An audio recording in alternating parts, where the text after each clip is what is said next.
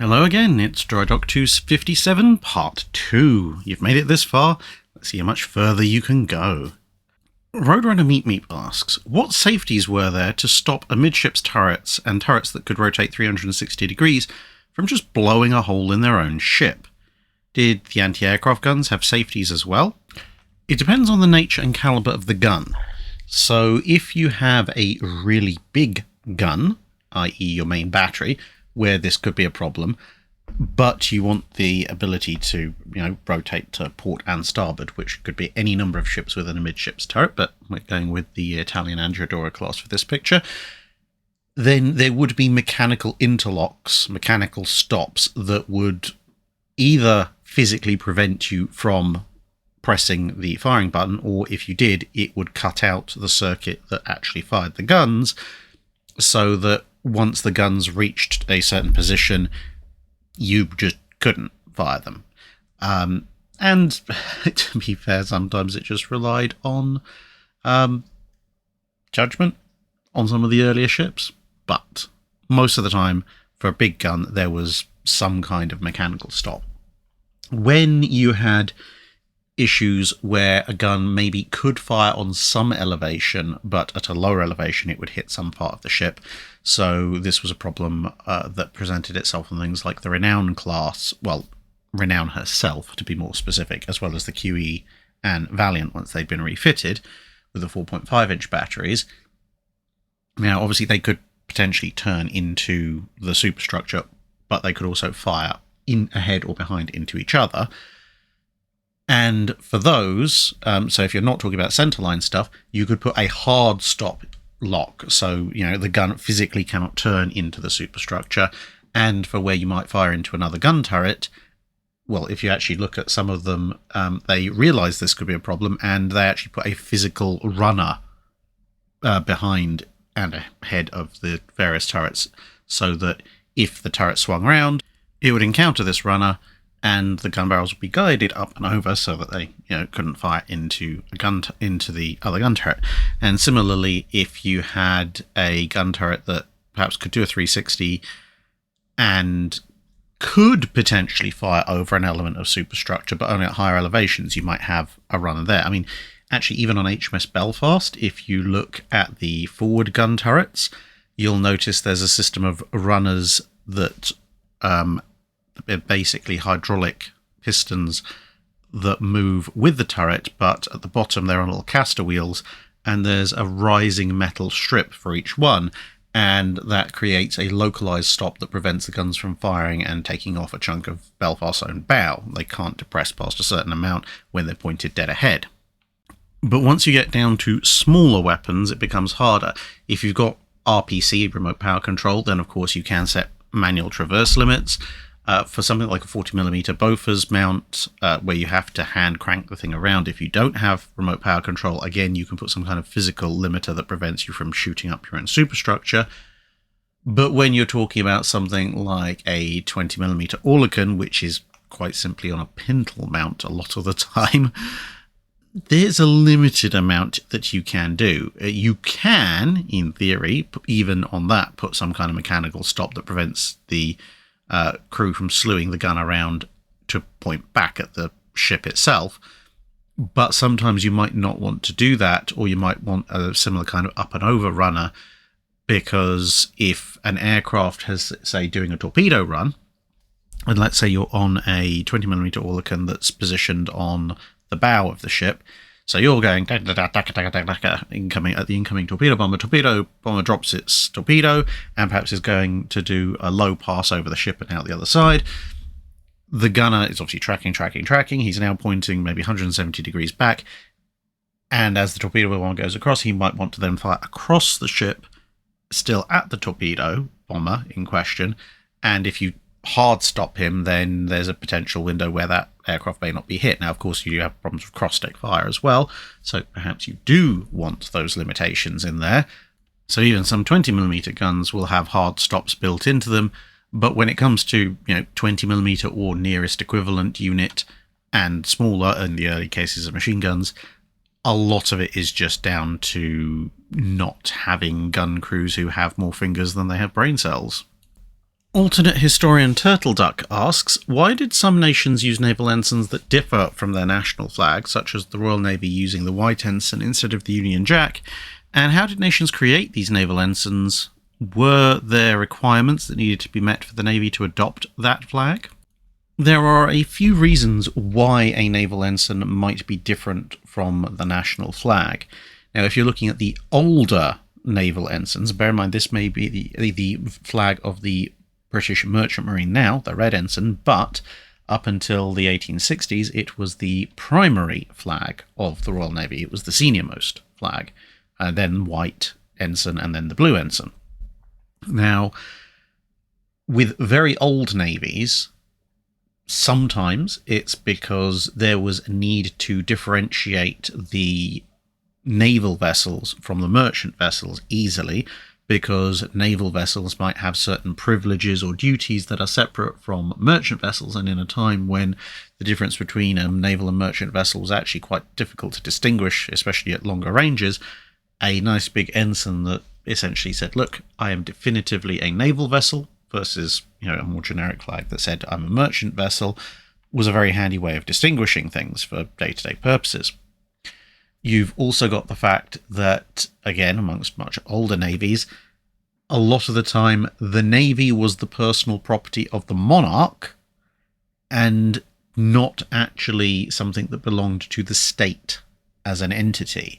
So the state might have a flag, but as the personal monarchical fleet, the monarch could choose a completely different flag for the use as an ensign in their navy. Another factor can also be that a naval ensign may have been set up at a point in history where it may have been the national flag or a variation thereof, or it may have been completely separate, but it's been locked in for whatever reason for a period of time as the ensign of the Navy, and the country itself may have undergone a change in its flag, thus causing a differentiation, because navies like their traditions, and if they've got an ensign, there's no real reason to change it unless there's some kind of extremely pressing concern about it. And then when you come forward in time to more recent naval services, sometimes if there's been a rather significant regime change and perhaps some kind of purge, bloodless or not, within a navy, they might seek to essentially refound the navy, and that might therefore call for, amongst other things, a new ensign. So there's a reason that the Hochseeflotte or Kaiserliche Marine, the World War I German Navy, has one ensign, and the Kriegsmarine has another ensign, and the Reichsmarine, the in-between element of the German Navy that served under the Weimar Republic, has yet a third ensign. And the other thing with younger navies is that because many of the older navies, not necessarily all, but quite a few of them, do have their own distinct ensigns, then for newer navies they may seek to emulate the grandeur and the majesty and the tradition of the older navies by obtaining their own separate identity, their own separate ensign, which is, it's a legitimate way of going about your business. But these are only some of the larger reasons why you might have an ensign that is different from your national flag. There are actually quite a few others. Kazeshi asks, I was recently reading in a fictional book set roughly in the 1700s, and it talked about a couple of frigates defending a bay that was full of reefs with a single passage through it. They used spring anchors to turn broadside to the approach in the bay, and they were able to fight off larger ships, since they could only sail single file through the narrow cut in the reef, and thus only use their forward-facing guns on the approach, thus having to face multiple broadsides before they could try to turn and respond with their own. What are spring anchors, and how do they work? And has this tactic ever been used in real life to defend some narrow passageway? A spring anchor in the classic nautical sense involves dropping an anchor from your bow and letting that ride out and latch itself onto the bottom. Now, this creates obviously a single point of rotation. If the wind is blowing in a given direction, your ship will tend to swing around your anchored point until it's heading into the wind. Now, this obviously makes you somewhat locked in place. However, The spring anchor technique involves running a so-called spring line, and you will try generally to have that spring line attached somewhere along the anchor chain or the anchor rope, depending obviously on what you're using to hold onto your anchor. And then this line will be brought back along the ship, and it will be attached at some point on the ship, usually somewhere amidships or further back, but not usually forward of amidships, at which point you're essentially creating a triangle with one side made up of your spring line, one side made up of your anchor line, and the third side made up of the ship. Now, obviously, the anchor line is under tension, the ship is hopefully solid, and so you can then, by hauling in your spring line or releasing it, change the direction in which the ship faces relative to the anchor. So if you haul on it really hard and shorten up the spring line, you can then turn your ship towards the direction that you're hauling in. And obviously you could, in theory, if you wanted, rig spring lines on both sides if you want to swing back and forth. Now, has this been used in real life? Yes. The Battle of the Nile is a good example. Nelson, when he came in and approached the French, eventually the Royal Navy ships, the British ships, came to a halt, and Nelson ordered them to rig springs, which meant spring lines on their anchors, which meant that they wouldn't sail past the French line. They could continue to engage, but they could swing on those springs by the method I just described, which allowed them to direct their broadsides at the French ships of choice. Insofar as has it been used to defend some narrow passageway, I recall reading about plans to do so. Certainly the reason that this picture is up here is because that was one of the plans that the French had to defend Quiberon Bay. Didn't quite work out for them, but nonetheless. Rigging spring lines to ships that were anchored in a defensive formation to allow them to adjust their broadsides to an incoming attacking fleet was fairly regularly done. So some of the French ships at the Nile were also theoretically rigged on spring lines. The Danish ships at Copenhagen were also rigged on spring lines, and so on and so forth. But I'm not sure offhand if that technique has ever actually been used in the way you describe in the book. The single biggest problem, I mean, although you could do it, the single biggest problem you would have with that technique as a prolonged defensive technique for a harbour where you're defending a reef is that the wind might shift, and obviously that's going to change the point of rotation, which will change where your ship is and what you can actually do with your spring line. So you have to rely on a constant wind, which that's not really a safe bet. The other problem, of course, is that frigates, whilst, yes, the technique described would allow them to bring their entire broadside to bear on a ship that might only be able to bring bow chasers to bear, one, the incoming ship can tack and expose its own broadsides, and two, most frigates, not all, but most, will tend to have much lighter broadsides. So a sixth rate might have 9, 12 pounder broadsides, maybe 18 if they're lucky. And fifth rates will have 12 or 18 pounder broadsides. Very rarely will they have 24 pounders, and actually even 18 pounder frigates are relatively rare until the latter part of the 18th century. Whereas ships of the line tend to mount quite heavy guns, and they're built to withstand such heavy guns, so it's also a little bit questionable as to how much fusillades from frigates would actually have much effect on a ship of the line before it was able to break through anyway. But as a concept, and if the frigates are heavily armed enough, let's say larger frigates armed with 24 pounder guns, it could be potentially effective. Snowstalker 36 asks, we all know the famous US Navy and Japanese Navy Carrier Admirals and a bunch of Royal Navy Battleship Admirals, but who are the important Royal Navy Carrier Admirals? Honestly, it's a little bit hard to pick out RN Carrier Admirals specifically. In the interwar period, you can see a few admirals who seem to have gravitated towards commanding carriers, but when you get into war itself, whereas, let's say in the US Navy, you have Admiral Lee, who is very much a battleship admiral, and Admiral Mitcher, who's very much a carrier admiral, and so on and so forth. The Royal Navy, for a variety of reasons, unlike the US, which tended usually to have the battleships under one commander and the carriers under another, even in the early days when you might have one or two battleships riding escort for one or two carriers. Under the British command structure, the capital ships were seen as the carriers and the battleships almost right from the start, and they tended to just be grouped together. So, for example, when you have Force H, which had a variety of different permutations, but one of its most famous ones was when you had Ark Royal, Renown, and Sheffield.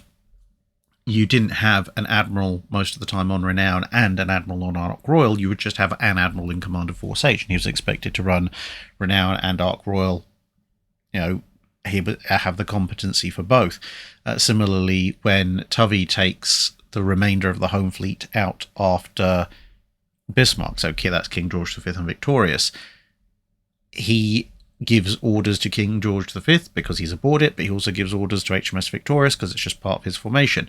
Operation Pedestal, the carriers and the other capital ships are all together, and this kind of thing goes on. Admiral Cunningham, when he's commanding the various elements of the Mediterranean fleet, he's obviously ordering people from Warspite, but he's perfectly happy giving orders to the carriers directly, and very, very rarely is there another admiral on a carrier within Cunningham's formation.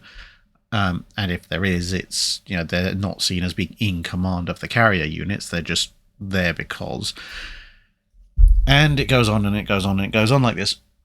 Plus, again, unlike where you have Lee, who spends pretty much the entire war on battleships, or Mitch, who spends almost the entire war on carriers, the British admirals tend to drop back and forth between commands of various units. So Admiral Vian, who you can see here in this picture, he's probably about the closest you could point to and say this is a British carrier admiral, mainly because he was in charge of the British Pacific Fleet's air operations at a point where there were enough carriers in the British Pacific Fleet that it was felt necessary to have someone in charge of fleet air arm operations and another admiral, Admiral Rawlings, in charge of the surface ship, capital ship, battleship operations and so forth.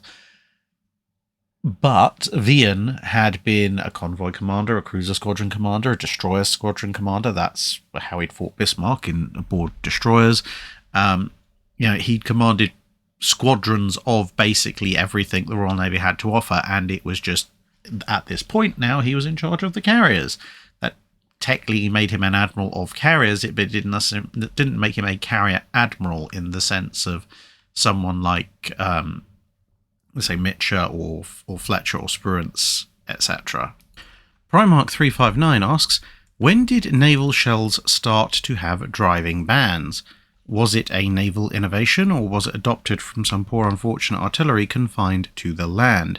And at about what size of shell do they start appearing? So some form of driving device appears pretty much as soon as rifled heavy artillery is invented, which is around about the 1850s is when it sort of kicks off. So it's right from the very start, because rifled artillery is deployed on naval ships almost as soon as it is invented. Now, what you can see here is actually in Jersey, in Fort Elizabeth, in the harbour of St Helier. These are some very, very early shells for rifled guns. Now, you might notice they don't technically have a driving band, but what they do have are driving studs. That's all the little nodules on them. So some form of driving device. This is later replaced with a driving band because the rifling is getting finer and finer, the tolerances are getting tighter and tighter, and it turns out a driving band is actually better anyway. So that's that.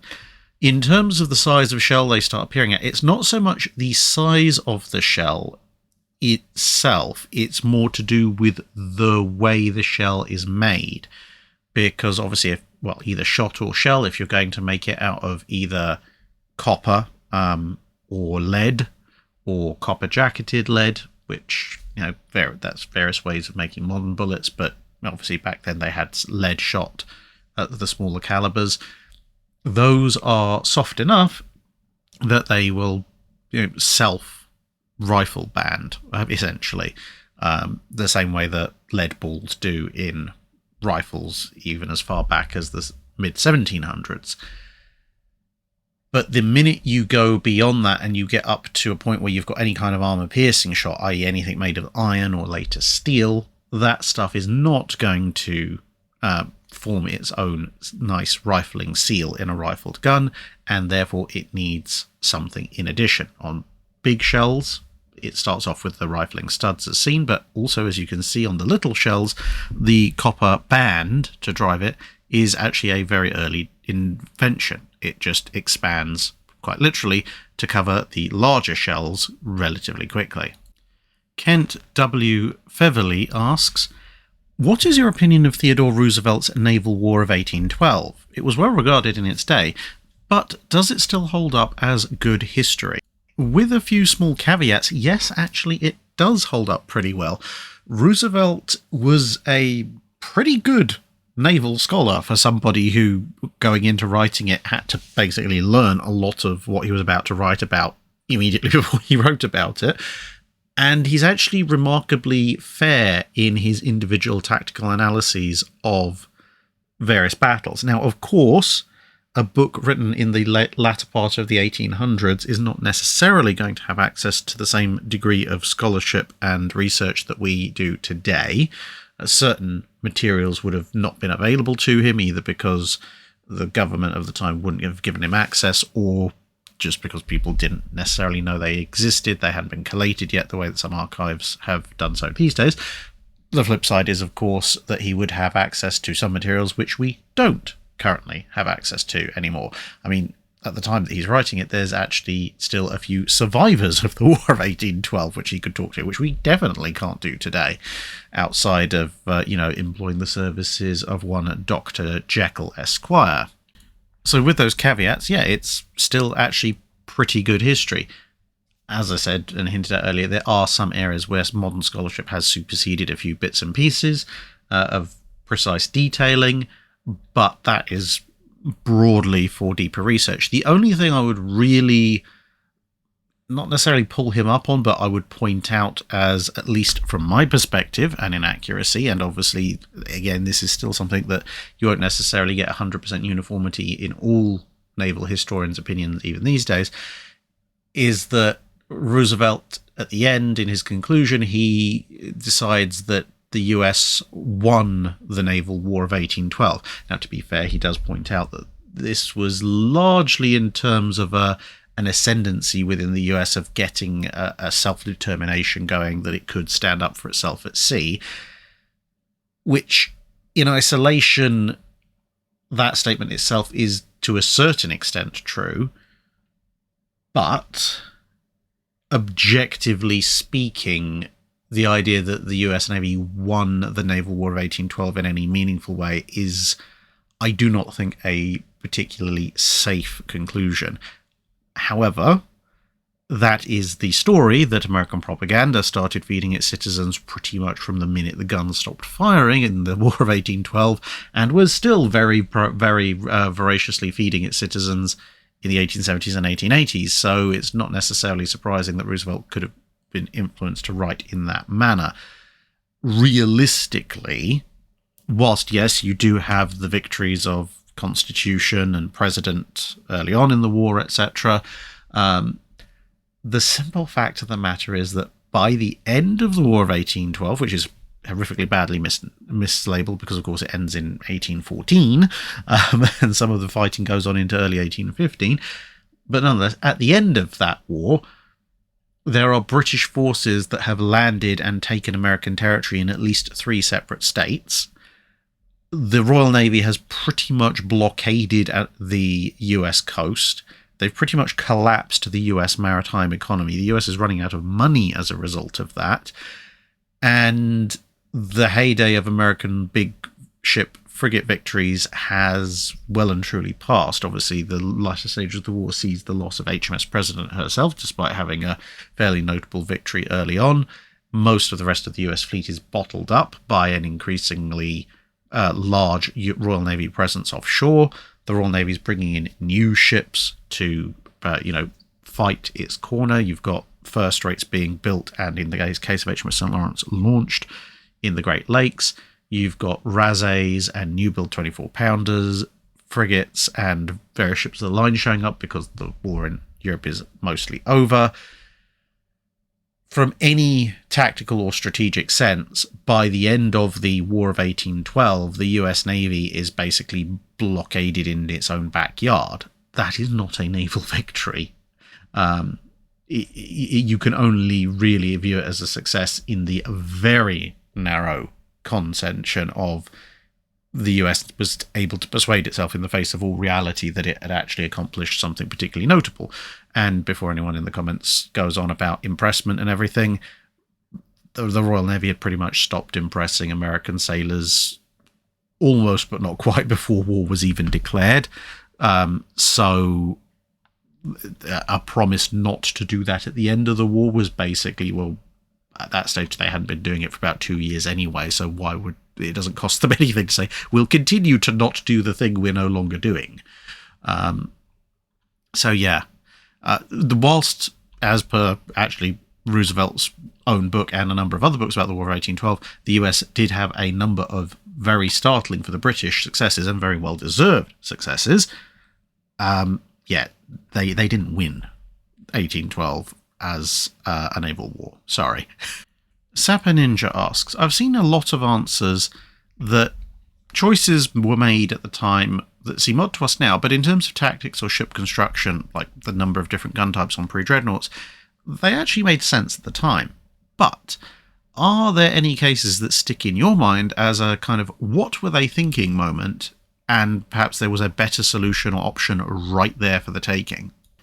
There's actually remarkably few of those because, one, as you said, you know, as insane as some decisions might seem to us these days, when you dig down, most of the time, because of the sheer amount of money and resources that are invested in ships, the people who sign the checks usually want a pretty good justification as to why on earth you're building this thing.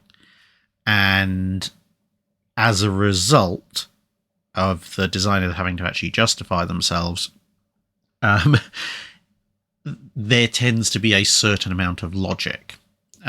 Now, that logic may be very twisted. You know, there's a few little sayings that come to mind.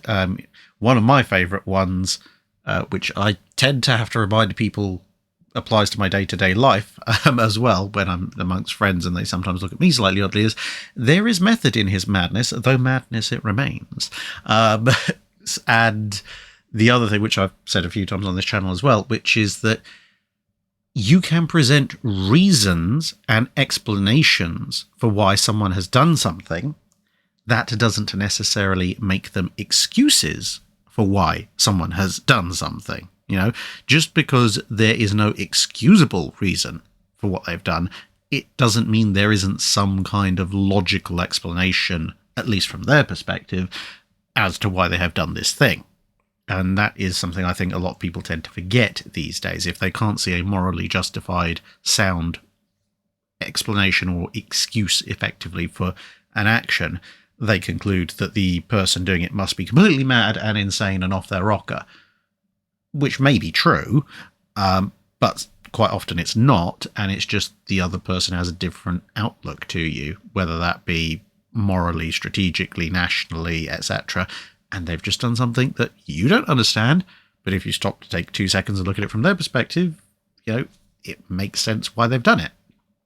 And that happens a lot in warship construction. I mean, at some point I've even got to do a video about the French pre-dreadnoughts. Well, I have done one already, but this one is going to be why the French built the way they did. You know, we can point at the extreme tumble home fleet of experiments that they did and point out all the dumb decisions that were made in building them, but that's a technical history of saying, look, they built these things, they turned out to be actually mostly, not entirely, but mostly pretty terrible compared to a lot of other designs. But there are reasons why they did it, and the reasons why are something that remains to be explored. Now, when the people who are doing the building manage to mostly or entirely evade the oversight of the people holding the purse strings, that's when you get things that are really bizarre. For example, the Courageous class. There are many explanations put forward as to why the Courageous class were built and what their purpose was, but everybody who can present a convincing argument can also point out most of the flaws and reasonings in the 3 or 4 other convincing arguments that are put forward for why they exist. You know, they are such bizarre vessels that there's multiple competing but self-excluding reasons for why they were constructed. You know, so I would say if I had to pick 2 where I would go, what were they thinking? And in at least, but even in one case, I can kind of see what they were thinking, even if it was so catastrophically stupid that, you know, a reasonable person should have just sat up and gone, no, that's silly, let's stop that. So one would be the Courageous class. You know, I would genuinely like to know what the purpose of the Courageous class was, because, you know, some say fast attack monitors for the Baltic operation. Okay, fantastic, great, except the Baltic is shallow and the Courageous class have really deep drafts. So if they were designed for that, they were incredibly badly designed for it. Others, you know, this is the biggest ship we can fit in as a light battle cruiser when we're only allowed to build light cruisers. Okay, light battle cruiser, yeah, maybe I can see that to a certain extent. Great, fantastic, except they're so lightly built, they break themselves in high seas and when they're firing their own guns, which is, you know, how you expect something that can't even withstand a particularly stiff wave to stand up in a fight is something beyond me. And, you know, basically every single explanation for the Courageous class has at least one major gap in it like that. The other one would be some of the armoured cruisers that were built in the 1880s and 1890s.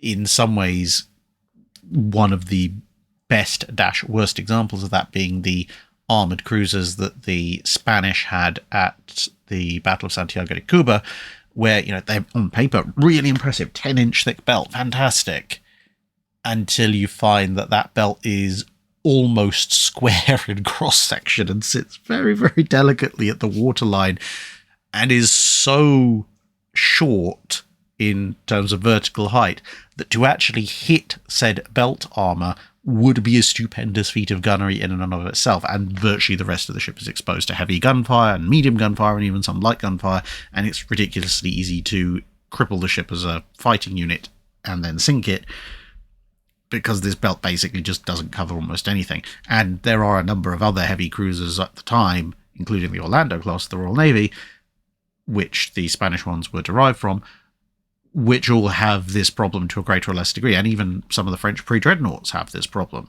to a greater or lesser degree.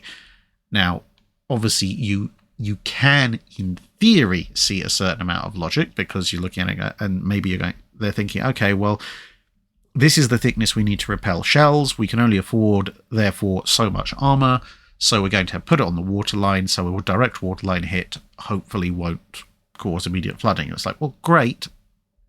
Theoretically, that's sound. However, you've kind of lost sight of the wood for the trees in the fact that now, as I said, the belt is so short that even if a shell comes in, you know, a foot above it, your average medium sea state will still cause huge amounts of flooding anyway, so it's rather pointless.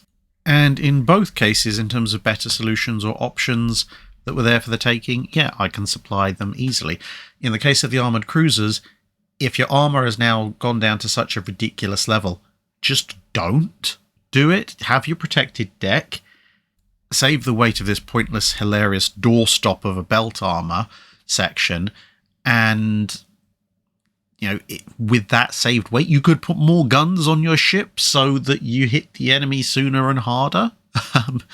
And in terms of protection, just, I don't know, obviously keep the protected deck there, but just subdivide it a lot like the Italians did with the Italia class ironclads. That would actually give you a faster, probably better protected and much more heavily armed ship for the same weight and cost. And as for the Courageouses, well, they're 15-inch armed large light cruisers. You are already blatantly lying through your teeth to Parliament to get these things built, why stop there? Just lie a little bit more, or just give them plans with slightly inflated cost estimates that look vaguely like a large light cruiser, perhaps even are fitted like a large light cruiser, but fitted secretly for but not with things like armor, and just build some repeat renowns. That would be a far better use of your time. You're 2/3 of the way there in armament. You might as well go whole hog. It's not like they're much smaller, if any. The amount of mendacity that's required to sneak the courageouses past Parliament, you could easily have snuck a couple of renowns past Parliament instead. F-19A Ghost Rider asks, regarding the 1940s Destroyers for Bases agreement between the US and the UK, what became of those vessels in Royal Navy service? Apart from the obvious value of simply getting more escort ships at a critical time, were these surplus ships actually effective in the Battle of the Atlantic? And if any survived the war, were they returned to the US for scrap value? Well, they almost all went into convoy escort work for most of the war. A few were used later in the war as training ships of one sort or another, but mostly just escorts. The Royal Navy obviously used most of them. The Canadian Navy received a few from the Royal Navy. The Norwegian Navy got a few as well. And believe it or not, a few were also sent over to the Soviet Navy as escorts. But in terms of effectiveness, they weren't the most agile of ships, which did hinder hunting the U-boats somewhat, and they were obviously a little bit old. But they were a little bit larger than the average early convoy escort, and they were considerably faster, which did give them some advantages. They, as you can see here, did tend to roll a fair bit, which meant they weren't particularly liked for that. But as much as some of the crews disliked them, and to be fair, they weren't really the best hulls for use as escorts, the fact they simply were hulls that were available for use as escorts made them extremely valuable, especially in those early critical days. And once better escorts could be found and used, then obviously some of them went off to secondary roles, some were transferred to other navies, and others would just be put on slightly easier escort duty. About 20% of them were sunk during the war, but that means that 80% of them were still around at the end. But they were, at that point, Royal Navy vessels. It wasn't a loan, they had been exchanged, and so when it was time for them to be scrapped, they were scrapped in the UK yards, because the UK government could sell them to the scrappers for a certain amount of money, so they made scrap value off of them. And then, of course, if they're broken up in UK yards, then that means there's work for UK workers, and the scrap metal itself is also generally resold within the UK economy, so it's a win-win as far as you ever win anything for breaking up warships. Lord Nelson asks, Britain famously picked up loads of interesting Spanish, Dutch and French colonies during the Napoleonic Wars. Yet, apart from Nelson's try on Santa Cruz, the Canary Islands seem to have been largely ignored. Why is that? Well, the British did have the occasional crack at the Canary Islands. The biggest problem, though, with going after them is that when the British went after other colonies, it usually was because those colonies were relatively near other pre-existing British colonies, so staging was not so much of an issue, and they were quite far away from mainland France, mainland Spain, mainland whoever they were nicking colonies from, which made it very difficult for those countries to support and or recapture those colonies, partly because, especially France, but to a certain extent some of the other colonial powers, had a war strategy that was basically win the war at home and the colonies can fend for themselves, which turned out to be not a particularly bright strategy. But the other element of it was, of course, if the Royal Navy is the predominant force at sea and you have to cross an entire ocean to go and reinforce or recapture a colony, the Royal Navy is going to have something to say about that. Whereas the Canaries are miles away from anywhere British until they capture Gibraltar, and when they capture Gibraltar, Gibraltar has to spend a good chunk of its time turning itself into a fortress, let alone supporting anywhere else. Plus, the Canaries are relatively close to mainland Spain. They're a lot closer to mainland Spain than they are to mainland UK, which means that in any kind of invasion, or counter-invasion scenario, unless the British have blockading forces off of the southwest coast of Spain at all times, the Spanish could launch an expedition to recapture the Canaries in pretty short order before the British could really do much to stop them, which is a fairly major strategic consideration. The other thing is also how valuable they are. If you want a base at or near the entrance to the Mediterranean, the British already have Gibraltar for most of the period in question, which is the best base for those purposes. And most of the other colonies, whilst the British did tend to try and grab whatever they could get their hands on, they did usually try and prioritise the ones that would generate the most money for them, and obviously therefore cost the most money to their opponents when their opponents lost them. And that meant going after sugar plantation colonies and spice trading colonies and so on and so forth in the far-flung regions of the world. And whilst the Canary Islands did generate a reasonable amount of trade, if you were going to devote invasion resources to one colony or another, aside from all the other concerns I just mentioned, the simple fact was a Spanish Caribbean colony would probably cost the Spanish more to lose and gain the British more if they captured it than the Canaries did. Switch 374 asks, when I was in the US Navy, we basically had 450, 600 and 1200 psi steam plants. The 1200 psi plants were in the DEGs, DDs and cruisers. You mentioned several times the US Navy in World War II had high-pressure plants before others and managed to make them work. What did the US Navy or industries figure out before others with regards to building and maintaining these high-pressure plants, and what is the advantage of them in smaller ships? The advantage of higher-pressure steam plants is that they are more efficient. So if you have a target speed, a high-pressure steam plant, and high pressure usually goes with high temperature, will be able to deliver the power that you need to get to that speed for a smaller overall power plant. So if your power plant is smaller, therefore you can fit more other things in your ship. Guns, supplies, fuel, oil, etc. Plus, as I said, they run more efficiently anyway, so you're getting more miles per gallon of fuel burned. Of course, the flip side is you can keep the machinery spaces as large as on your previous designs, at which point you have a very efficient, very high power output, which will get you moving pretty darn quickly and still take you a fairly long distance. And especially in the 1930s, when the US Navy is looking at having to build a fleet that's going to have to go fairly long distances, because their main operational theatre is the Pacific, which means they need a lot of fuel, but they've got to do it on the same displacement limitations as other people who perhaps can afford to build shorter range ships like the Italians or even the British with their vast network of bases. Well, if they're going to stick a bunch of extra fuel in, that's going to take up space and weight. So if they can get a machinery plant that takes up less space and weight, they overall don't have to compromise on the armament and other things that in some of the larger ships protection that they will want. And if the higher pressure, higher temperature plant can burn that large amount of fuel more efficiently, then they can go further still, and maybe they either go ridiculous distances or maybe they can go as far as they need with somewhat less fuel, which again saves space and weight to devote to other parts of the ship. The downside of high pressure plants is that if you do get a steam leak, getting a steam leak at 300 psi is not brilliant, but getting a steam leak at 600 or more psi is even worse. Maintenance is much more difficult because the steam plant is under considerably more pressure.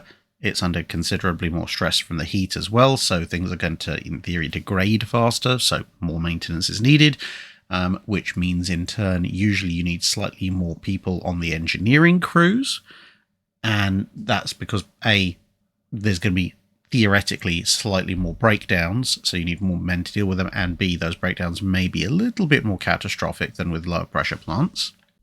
And you also have to have a lot of control mechanisms to regulate the various outputs of your machinery plant, because, for example, superheat, the heat beyond which you've got dry steam, that's very, very useful in a high-pressure plant in the early stages, but it has some rather deleterious effects the further it spreads through the rest of the machinery.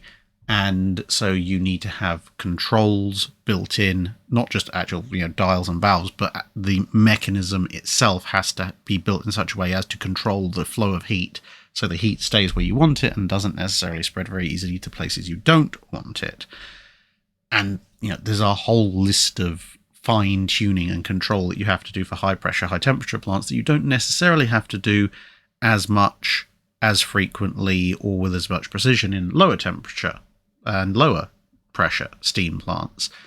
And that is the area really where the US Navy and US shipbuilding industry cracked things before everybody else. Because almost everybody could make a high pressure steam plant, 600 psi, 800 psi, 1000 psi, 1200 psi, whatever. But the reason that they were rejected in most navies was that they kept breaking down all the time through a variety of materials wearing out and all these, controls either not working fully, properly, or being so hideously complex that it actually negated or completely countered the space and weight savings of having the high pressure plant in the first place. Whereas by figuring out these controls, both automatic and manual, it meant that the US Navy could greatly improve the reliability of their high pressure plants to the point where a slightly above average size engineering crew could keep a high pressure plant running pretty reliably for extended periods of time. The Royal Navy, after some experiments with high pressure plants, basically just went, well, what we're happier with, what for them was the more reliable, if slightly shorter range and slightly less efficient, lower temperature plants. And of course, the Germans quite happily rode away with some very, very high temperature plants, but then had to, as I've mentioned before, with ships like Prince Eugen, come up with a sort of a steampunk, dieselpunk nightmare of control mechanisms, all of which were trying to play in sync, and you very frequently went out of sync and then caused all sorts of problems for the steam plant. Hence, like Prince Eugen not being able to do her raid after she broke away from Bismarck, and numerous other incidents with German destroyers, cruisers, etc., etc. So, basically, to recap, the thing that the US did with its high-pressure steam plants was not necessarily to invent them. Everyone could invent them. The thing that the US did was they made them run relatively reliably with, relatively speaking, a minimal amount of maintenance needed as compared to pretty much everybody else, to the point that even with the additional manpower and the additional maintenance that they did require, that wasn't enough to offset or counter the advantages of the high-pressure steam plant that we mentioned at the outset of the answer to this question. CringePog asks, why did the US so rapidly shift away from the Pacific in the aftermath of World War II? Though the Russians were of course in the Atlantic, having only one carrier and a battleship in the Pacific seems incredibly understrength, and doubly so when your only battleship is far away from what you anticipate to be the primary threat zone. Well, there's a combination of factors for the US drawdown in the late 1940s. Part of it is just, it cost the US a huge amount of money to maintain the fleet that it did. At the height of World War II, the US was spending over 40% of its GDP on defence. Now, for reference, that's at least 10%, possibly even slightly more than 10% higher than the Japanese were spending on their navy and defence in general in the late 1910s and early 1920s, and everybody agrees that, if the Japanese had kept up that level of spending over the 1920s, trying to keep up with Britain and the US in an arms race, they would have completely economically ruined themselves. So, the US could afford to build and maintain a fleet, an air force, and an army at the size that they did for World War II, but they couldn't do it forever. And with the massive amount of money that was going out, it meant that once the war was over, there was a huge incentive to massively cut back on defence spending. Plus, of course, there were lots and lots and lots and lots of people in various parts of the armed forces, but the Navy specifically, who were on their way out of the Navy. So even if you wanted to maintain a fleet that size, the World War II fleet size, you physically weren't going to have the manpower pretty soon. And thus you see the US Navy drop in total size, and more especially in deployed size, really quickly in 1946, 47, 48. in the last 5 years of the 1940s, the US active fleet levels dropped by about 80%. And as you mentioned, 1945, you've got 23 battleships active. 1946, only the 10 fast battleships are active, and by 1949, only 1 battleship is active. Fleet carriers don't take quite as much as ever hit, but they go from 28 to 11, and it just continues like that. By the end of the 1940s, there's only 161 ships, large surface warships, in active service, and that's a down from 833. So we're counting things like destroyers and upwards. But you might think, is that a gradual? Well, no, actually, you're down to 198 by 1947. So the vast, and 226 in 1946. So the vast majority of those cuts come in the first year or two.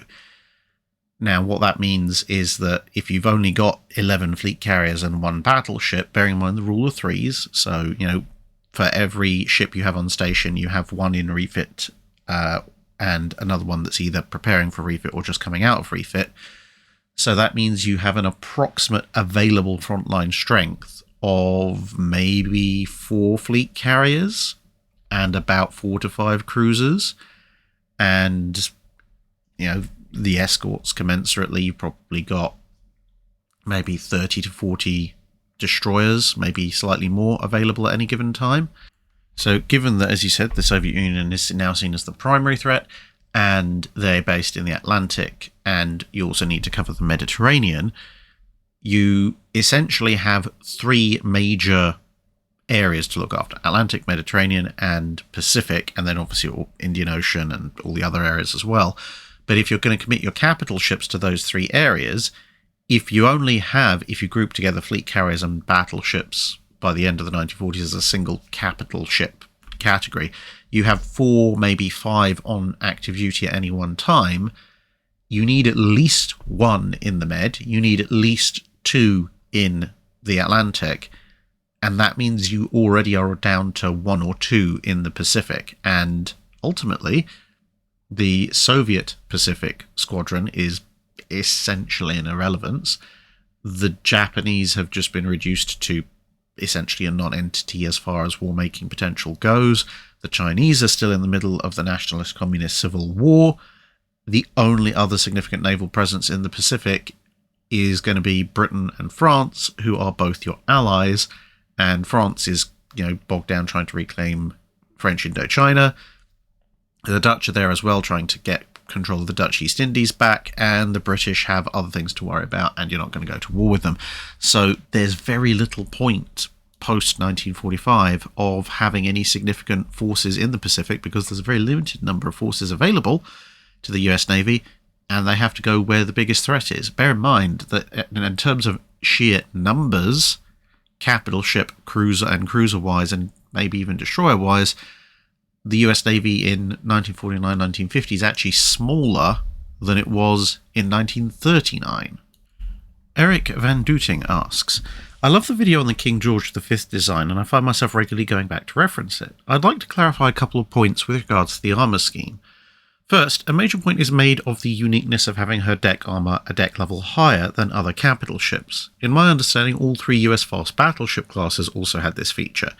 Is this correct? And if so, is the comparison mostly regarding other ships built up to that point, given that the King George V's were laid down before any of the US ships? And secondly, it was noted that the belt armour is thought of as vertical, but it follows the contour of the hull and is therefore inclined up to 15 degrees in some places. This seems like a major distinction. Could you discuss how much of the belt is actually inclined, and by how much? Well, rejoice, for this is a 2-diagram question. So first off, yes, when discussing the King George V's armour scheme and how high it was above everybody else's, that is relative to when the King George V's are designed and constructed, because bear in mind, the King George V's are finalised design, roughly speaking, in 1935. The first ship is laid down in 1936, and at the time, therefore, her armour scheme is unique in the respect that you describe, whereas the North Carolina, the very first of the US fast battleships, isn't even authorized until after King George V has been laid down. So her design is being finalised whilst the keel and the basic framework of King George V is being built.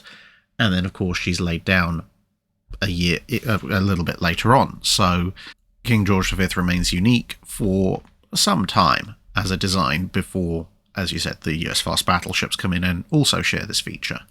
And now on to the second diagram in terms of how inclined King George V's belt armour was.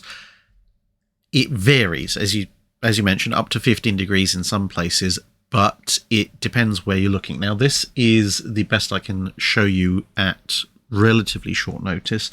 I actually do have a book that has the full frame diagram of King George V, but it's currently on loan to a friend of mine at the other end of the country, so it's going to take some time to get back. So at some point, I can follow up with a full frame-by-frame, angle-by-angle, carefully scaled description. But for the minute, looking at these selected frames from another book on the King George V class that I have, you can see that amidships, the armour is pretty much vertical, so abreast the machinery spaces. But if you look at the top centre, top right, and bottom centre diagrams, you'll notice that actually the armour is inclined to various degrees at the three turrets. So B turret and B barbette, it's inclined, but let's face it, not by a huge amount. It's going to add a degree or two to the shell's apparent angle of fall. But that's the twin turret. But then when you look at A barbette, that's frame 89, that's the centre top, you'll see that there's actually a fair degree of inclination going on there. And then if you go down to the centre bottom diagram to frame 263, that's Y turret, the aft quadruple, you'll see there's a quite significant amount of angling going on at the belt at that point. So as far as how much of the belt is actually inclined, I would have to get the full frame diagram from the book that should be on its way back to me in the next week or two. But as a broad generalization, you could effectively treat the belt armor abreast most of King George V's machinery spaces, with the exception perhaps of the very aft of the turbine rooms, as being vertical. You can near enough, as makes no difference, treat the armor abreast B turret as vertical, but where the quadruple turrets are and the aft part of the machinery spaces with the turbine rooms, that has an increasing level of inclination as you head further forward or further aft on the ship. Connor Johnson asks, I was watching a historic travels video about the loss of RMS Carpathia in 1918. She was sailing as part of a convoy when she was torpedoed by a U-boat, but about 3 hours before this event, all the escorts and about half of the other vessels had left the convoy and headed elsewhere, leaving the remaining ships unprotected. Why was this, and was it a common practice? Yes, pretty much. I mean, we do sometimes get a slightly inaccurate idea of what World War I convoy escort missions were like, because we have a lot more information about World War II convoy escort missions, where submarines could hunt you anywhere in the Atlantic, and thus convoy escorts were needed all the way across the Atlantic. In World War I, whilst the Germans did have some long-range ocean-going submarines, the vast majority of the Kaiserliche Marine's U-boat fleet was relatively short range. And on top of that, of course, unlike in World War II, they did not have control of the French Atlantic ports, so they had to either sail around Scotland, or they had to sail from somewhere like Brugge down the Channel, which obviously was a relatively risky undertaking and added additional journey time on a submarine that already didn't have a particularly brilliant range to start with. Now, people might point you to some of the mid to late construction German U-boats of World War I and go, oh yeah, but look, they've got 6,000, 7,000, 8,000 nautical miles range at their cruising surface speed of about 8 knots. So, yeah, they could easily have gone out into the Atlantic. Well, yeah, on paper, if you just want to go out into the Atlantic and come back immediately, but bear in mind that even if you take the relatively short route from Brugge through the English Channel into the western approaches, you're looking at a journey of about 500 nautical miles. So just the there and back is 1,000 nautical miles, and that sort of 8,000 mile ideal long distance travel is at 8 knots, which is much slower than your maximum surface speed of about 14 to 15 knots. And well, you're not going to go cruising down the English Channel at 8 knots because that's suicide. So you're going to burn a lot more fuel. You're probably going to burn about a quarter to a third of your fuel just getting from your port to your duty station. And that's just going out to western approaches, as you can see from this German map of sunken ships operating off the coast of Ireland or whatever. You know, that might take your journey up to, if you go to that cluster that's just off the southwest tip of Ireland, that might take your journey up to 800 nautical miles. So you're now maybe burning 40% of your fuel just going there and back.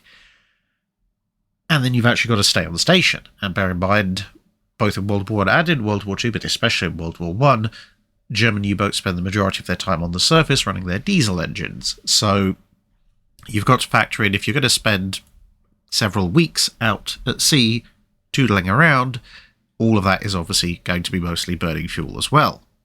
Plus, thanks to the constraints of the western approaches, the Channel and the Irish Sea, it means there's a much smaller search area to find shipping.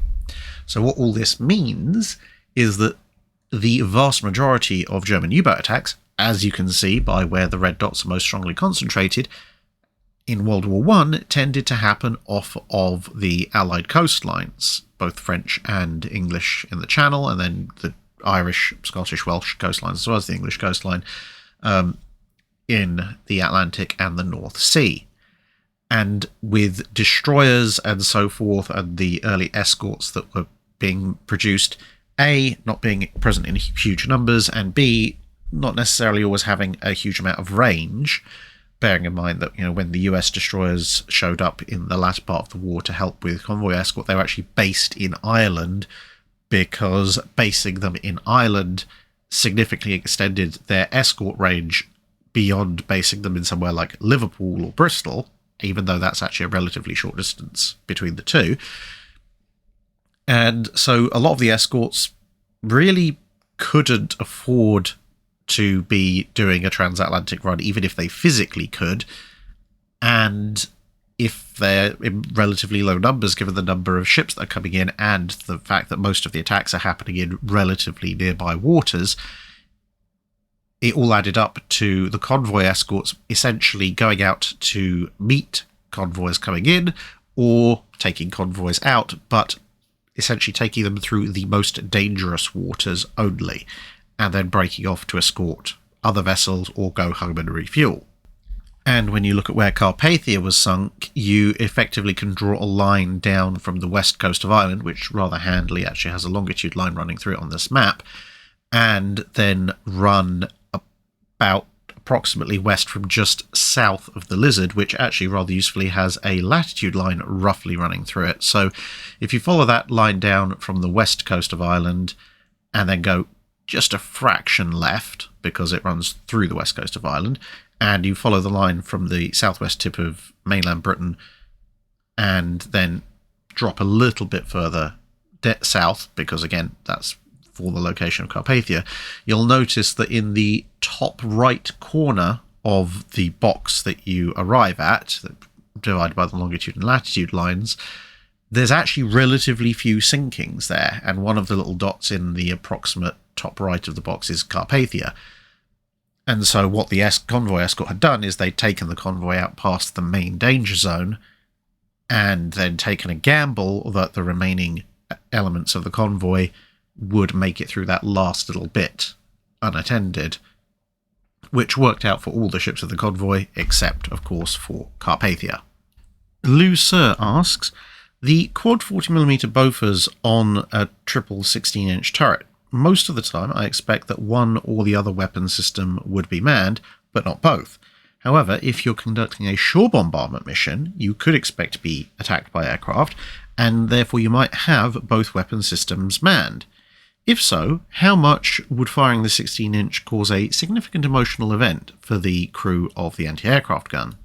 Not as much as you might think, surprisingly enough. And yeah, I know it sounds a little bit ludicrous on the face of it, but you have to remember, and I've shown this diagram a few other times, I'm not showing it here because I'm illustrating the Bofors mount on top of the aft main battery turret in Alabama, but the diagram I've shown previously, which shows the pressure scale for the blast of a 16-inch gun, is actually quite informative, because you've got to remember that the blast comes out of the barrel of the gun. I know that might sound a bit obvious, but the barrel of the gun is actually surprisingly long, which means that when you look at the overall diagram and you consider that effectively you are directly behind the gun turret, the peak air pressure curve directly behind the muzzle of a 16-inch gun, and this is actually a pressure curve for a 16-inch 50, not a 16-inch 45, but it shows that the 3 psi pressure level is at about 15 feet behind the muzzle. But thanks to the length of the gun barrel, and then of course the fact, as you can see, the mount is set somewhat far back on the turret, you're talking about a distance of about 60 feet or slightly more from the gun barrel. And the actual diagram for behind the gun barrel from the US Navy actually ends at 30 feet behind, and that's well below the 3 psi curve. Now, thanks to another paper on the effects of blast pressure on structures and the human body, I am going to be on so many watch lists, it notes, amongst other things, that happily, the human body can survive relatively high blast overpressure without experiencing barotrauma. A 5 psi blast overpressure will rupture eardrums in about 1% of subjects, and then it goes on to what happens with much, much greater pressure levels, like the threshold for lung damage occurs at about 15 psi blast overpressure. Yeah, it's not exactly the world's most pleasant reading, but nonetheless, the overall point is that if you are in this Bofors mount, you also have a little bit of protection from, obviously, the gun shield and the gun tub, which will deflect a little bit of the blast. But essentially, at 60 feet behind the gun, you are not at any risk, even if all 3 guns fire together, of overpressure and shock, like seriously injuring or hurting you. You'll feel a kick, but it's not going to be anything to worry about in the short, medium, or long term. The sound, on the other hand, well, that's what you have ear protection for. But just for reference, to illustrate just how dramatic the difference is being behind the gun or ahead of the gun, and on a much, much smaller scale, I've experienced this myself, and I'm sure some of you have. When I was in the States back in April last year, I stood behind a Browning 50 cal while it was firing, and it was loud, but that was about it. You felt maybe a very, very tiny bit of pressure, but then if you went and stood about 2-3 feet in front of the barrel, but obviously considerably off to one side, you felt the kick and from the pressure of the blast a lot more. And this is the same thing for big guns. So if you were 60 feet ahead of the gun barrel, then the overpressure in that area is about 2/3 of the way between the 15 and 20 psi curves. So you're probably talking about 18 psi. At which point, as I said, that's well above the threshold for lung damage every time it's fired. So don't be ahead of the guns, but actually where this mounting is, as long as you've got decent ear protection, you should probably actually be fine. Marlin Stout asks, you've discussed the many problems with the US Navy's Mark 14 and 15 torpedoes. Could you explore the problems with the Mark 13 aerial torpedo? It didn't use the Mark 6 exploder like the other 2 weapons, but it was still a pretty pitiful torpedo at the start of the war, needing a lot of work to make it into a reliable weapon. Could you discuss these problems and the steps taken to fix them? So you can see the Mark 13 here being loaded. This is in a relatively late war variant, but essentially the Mark 13 had 3 major issues, which themselves led into a whole wide variety of other issues. But one issue, like the Mark 14 and the Mark 15, it tended to run deep because there was very limited testing during the interwar period.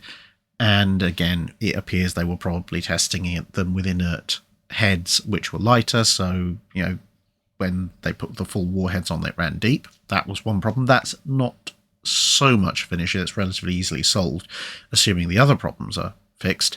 However, the other two problems were much more considerable. One was that it turned out the components that made up the mechanisms, both the detonator mechanism and the guidance mechanism on the Mark 13, were actually relatively fragile for something that was going to be lobbed off of an aircraft at a couple of hundred knots and then slammed into the water.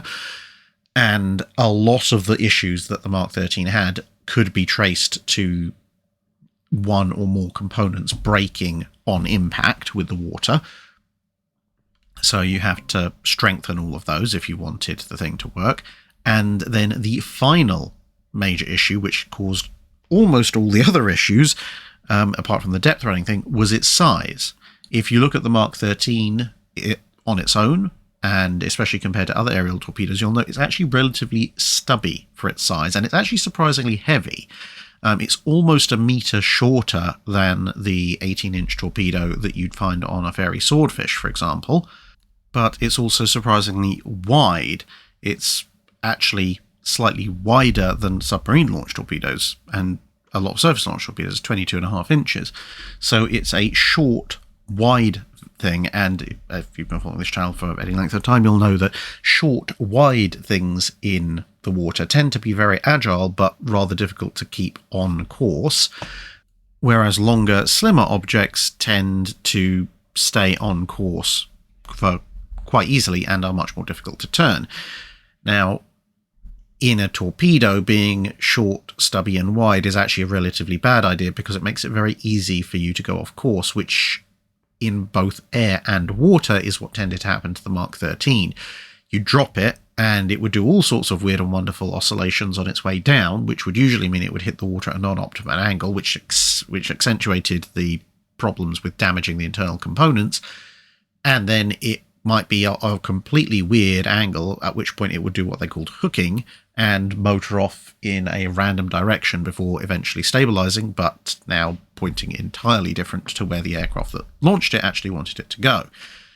So all of this added up to, quote one statistic, that in mid-1943, an analysis of 105 torpedoes showed that 36% of them ran cold, i.e. they wouldn't detonate, 20% of them sank due to damage to the casing on impact, 20% had poor deflection performance, i.e. they went in all sorts of weird directions, 18% gave unsatisfactory depth performance, 2% ran on the surface, and thus only 31% gave a satisfactory run. And yes, the quick amongst you will notice that that adds up to 127%, which points out that where you have the problems, multiple torpedoes were having multiple of these problems. And there were two broad approaches to solving the problem. They couldn't solve the length to breadth issue because that was just what the torpedo was. They could strengthen the components to survive impact with the water somewhat better, which helped, but to solve the majority of the problems and lessen the impact in the first place meant that you had to stabilize the torpedo, and that took the form of a number of different things, one of the most prominent being what you can see here on this picture, which is this detachable box aileron, which is stuck on the back to help stabilize the torpedo in the air, thus ensuring that hopefully it hits the water at the right angle and pointing it upwards, relatively speaking, in the right direction, so it's not going to hook. But another feature that was introduced, which is actually concealed by the box, was a round annular ring or shroud ring which goes around the propeller, which is also shaped like an aileron. That helped to stabilize the torpedo in the water. So between those various modifications, you've got a torpedo that would hopefully stay vaguely upright and on course in the air, and thus be much less likely to break itself on impact, and then would stay hopefully upright and straight while it was in the water as well. There were various other fixes, of course, to address the issues, which were not minor, but the ones I just described were the main ones that solved the majority of the problems. And then, of course, it turned out that with all the various fixes, making a tougher, more stable torpedo, By the end of the war, as many of you will know, they were found that with all these changes, they actually had a weapon which they could drop considerably faster at considerably higher altitudes than had previously been considered possible. Jeffrey Conley asks, what are some of the lessons, both good and bad, that the US Navy, as well as other navies observing the American Civil War, learnt from the naval Battle of Memphis?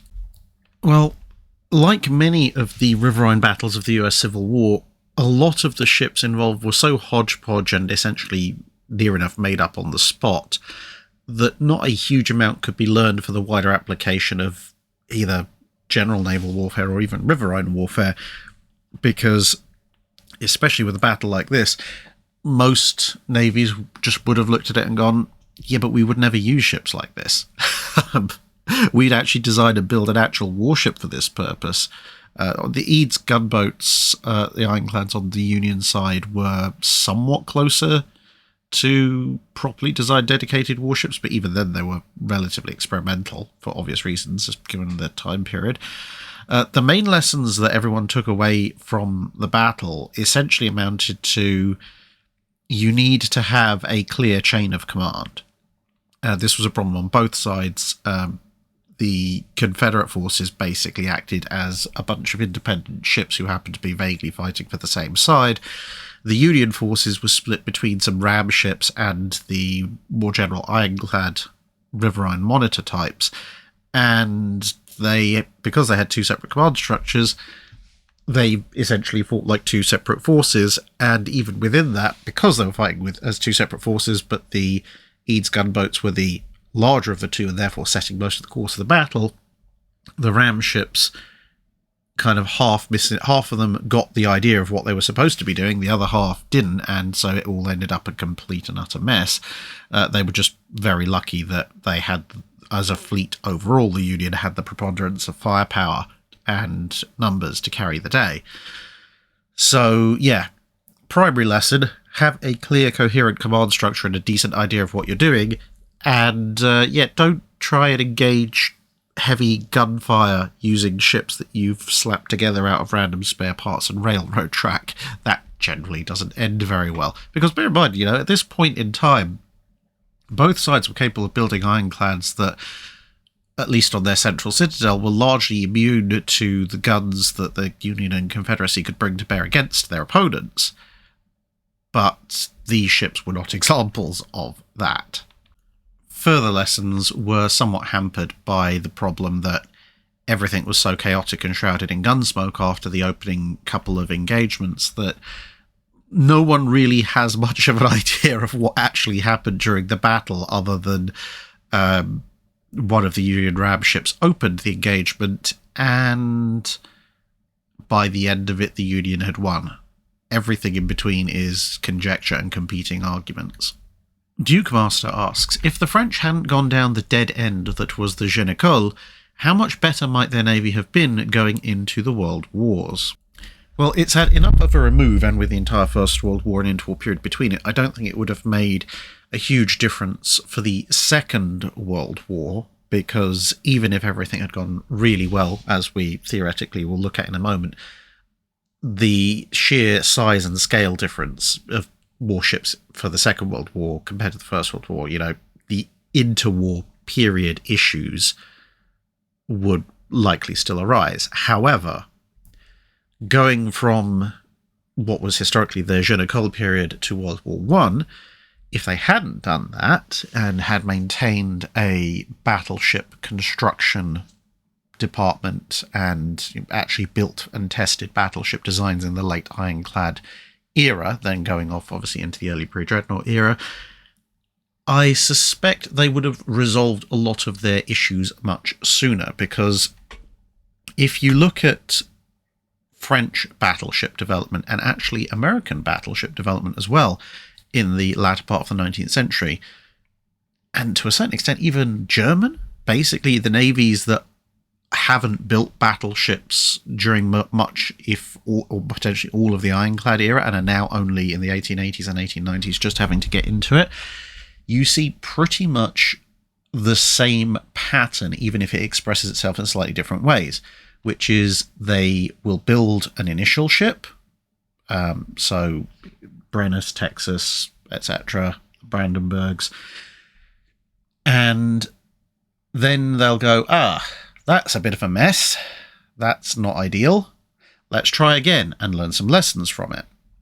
And it takes them 3 or 4 tries, class-wise, but by the end of anywhere between 2 and 4 vague classes of ship, whether that be a 1-ship class or 2-3 ship classes, etc., they've sorted out most of the problems and the issues, and so by the mid to late part of the pre-dreadnought period, they're producing some pretty solid pre-dreadnought designs.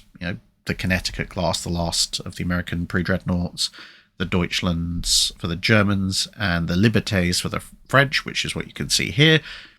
Their last pre-dreadnoughts in the pre-dreadnought era, ignoring things like the Dantons and so forth, are really decent, solid designs, so competitive with most everybody else's, and a number of classes before that, depending exactly how many depending which navy, are also relatively decent. However, that initial development period means that in all 3 navies, but the French Navy especially, they are very much on the back foot, because by the time they get into their heads, and of course with this, all 3 navies, it takes different amounts of time, the idea that you should be building classes of ships, not single ships, and how they are most optimally to be designed, they're 5, 10, 15 battleships behind the people who have a relatively continuous idea of how to build actual warships. And that means that even if you build good competitive designs, you're going to have far fewer good competitive designs and a bunch of fairly expensive one-offs and two-offs and three-offs that really aren't that capable and cost a fortune to keep going, which the French ended up with, over half a dozen ships like that. I mean, by the time they get to Iéna and Suffren,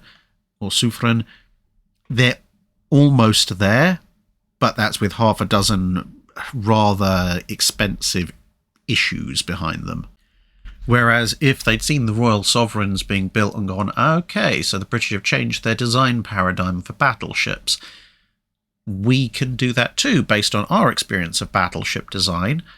And even if they were a class or so behind in design generations, which there's no particular reason for them to be, given the state of French ironclad design acceleration during the 1860s when they were still building capital ships.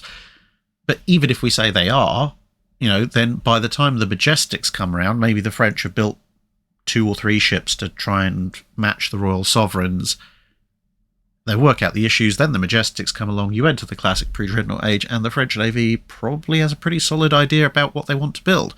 And again, even if they don't build them in the sheer numbers that the British do, they will have coherent, useful, and slightly cheaper to run collections of pre-dreadnoughts, and probably will have advanced their own battleship design ideas a little bit further than they had historically, instead of playing catch-up, at which point they may avoid the Dantons entirely. They may be in a position to get in on dreadnought building with the second wave of dreadnoughts, things like the Nassaus and so forth, which would then put them a generation ahead of historical construction in terms of their battleship construction program, their dreadnoughts. So you might get the Corbeils 2 or 3 years ahead of time.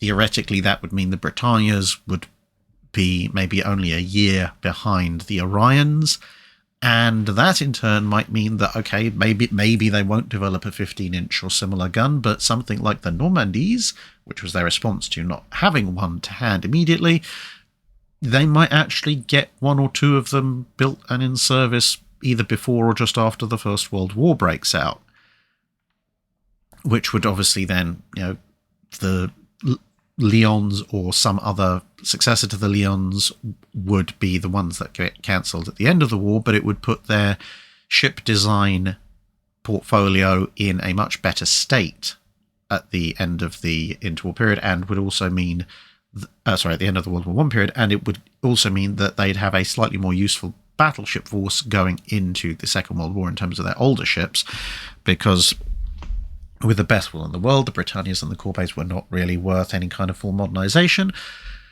But something like a Normandy, that might be worth a bit of modernisation going on, if one had been fully completed. And that in turn obviously would give them more data to go on when it comes to building the Dunkirks and Richelieus.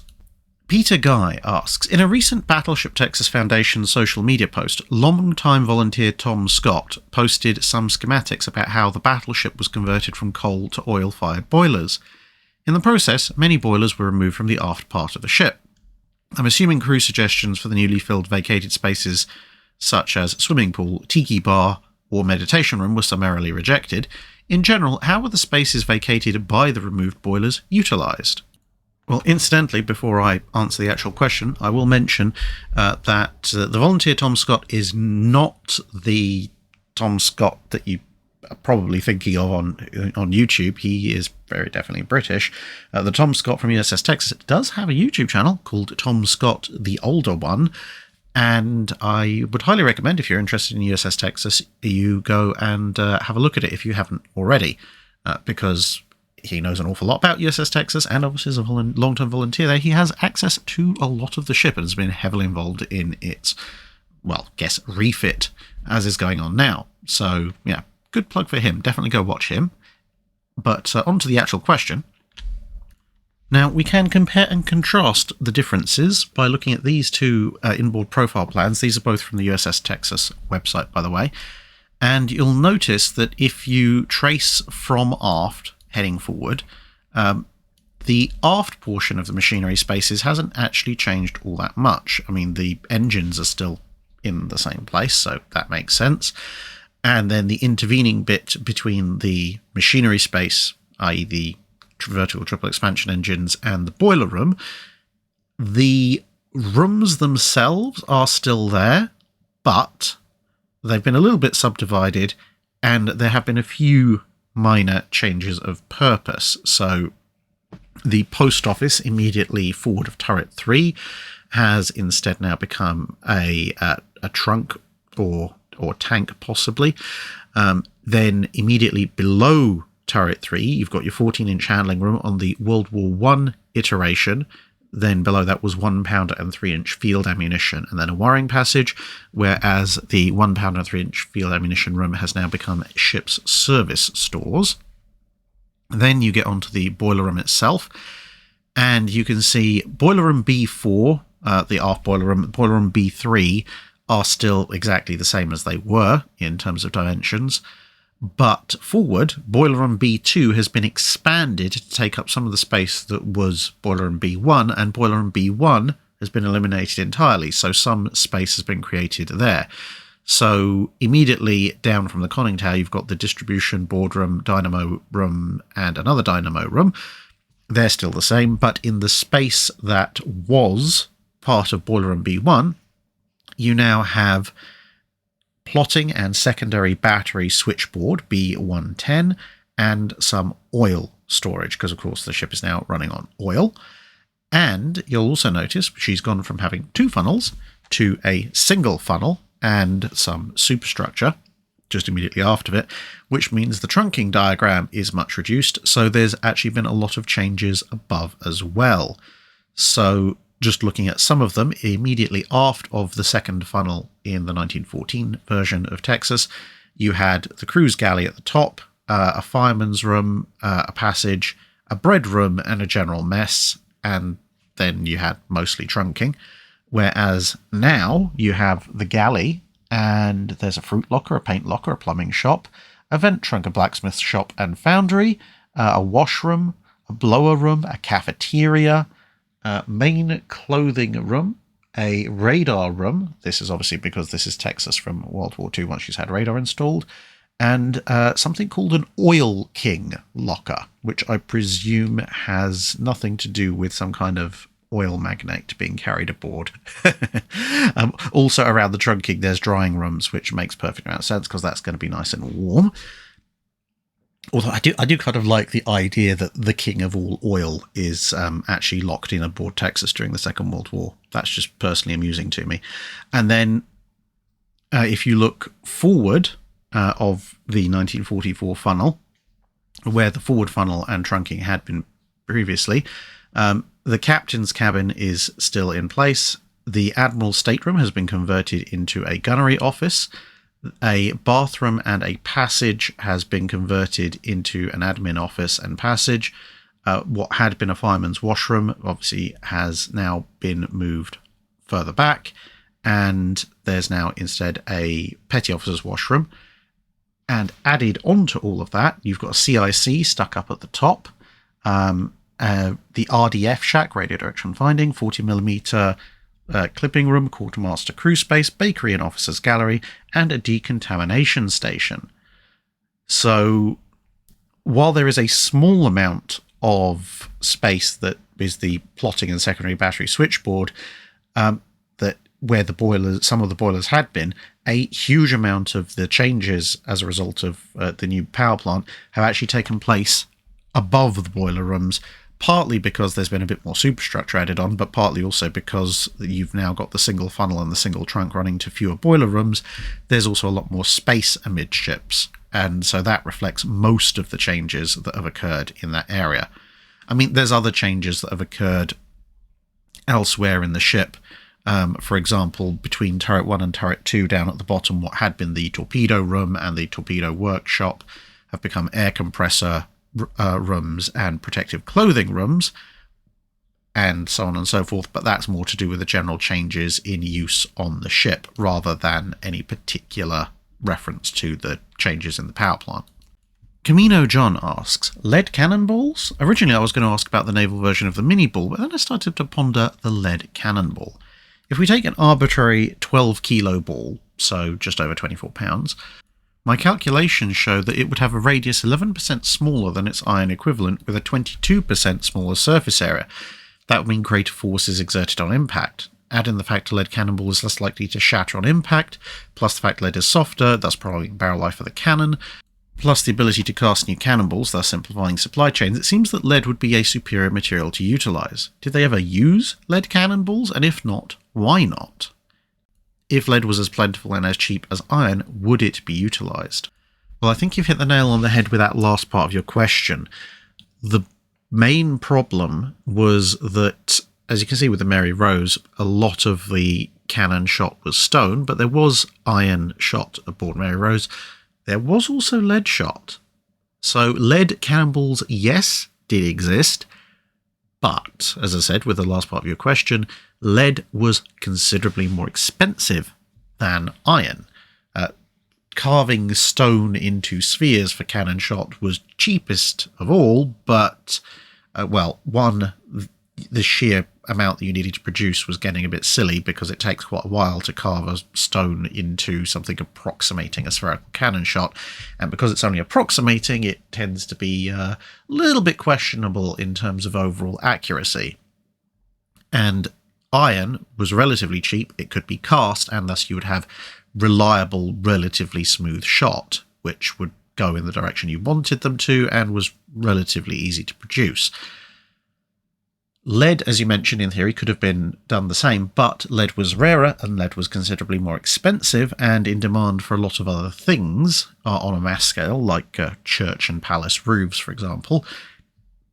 And so if you made lead shot and you made iron shot, the iron shot would be much, much cheaper, and considering you would be firing hundreds, if not thousands, of cannonballs in a single large-scale naval engagement, that could add up to a very large bill very quickly.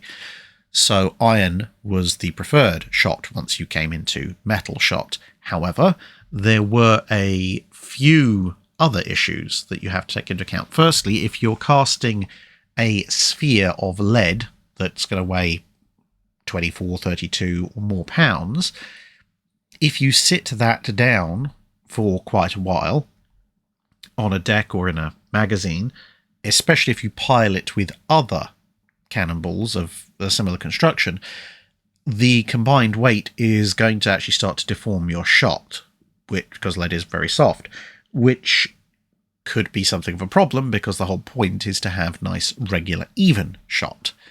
So that's one problem that iron generally doesn't have. And between that and, as I said, the cost issue, it's just better to go for iron shot. The other thing, though, with lead shot, though, is that because it is soft and malleable, and its impact power was appreciated, and obviously for much, much smaller shot, like handheld firearms, lead is the go-to. You use a lot less of it, obviously, at that stage. There are, as I said, in the Mary Rose and other period wrecks, some lead shot in existence, but you generally tend to find that what they've done is they've taken an irregular mass.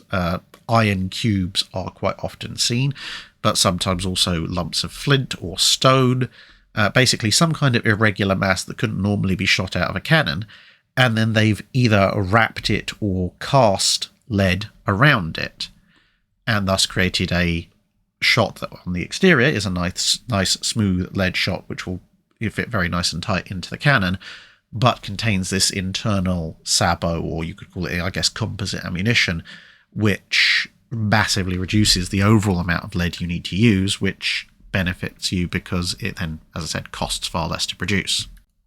Mainly because of the deformation issue, I think, and the fact that iron shot punches through the sides of ships quite happily.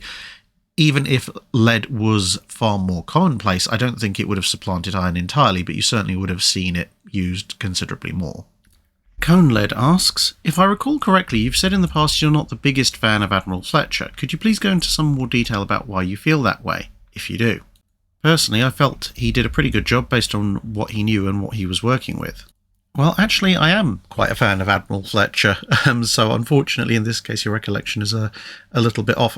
I agree with you, he did a pretty good job based on the resources he had available to him, the intel he had available to him, and I think he was a little bit unfairly pushed aside in the latter stages of the war. He had, as I've said before, a fairly calculating mind, and probably, if it had been Fletcher in charge of the US Fast Carrier Group in 44-45, Typhoon Cobra and Typhoon Viper, or Typhoon Connie, depending on what you want to call it, probably would not have been as bad as they were for the US Navy. Lord Quack, King of Ducks, asks, can you go into detail how a fuse setter worked for an anti-aircraft shell? Obviously data was fed into a system which predicted the time to burst, and that was conveyed to the fuse setter, but what is the exact mechanism and interaction between the fuse setter at the gun, the fuse assembly in the shell, and the actual burning fuse within that assembly? In addition, since this was not a precise system, what margin of error was present naturally in the timing?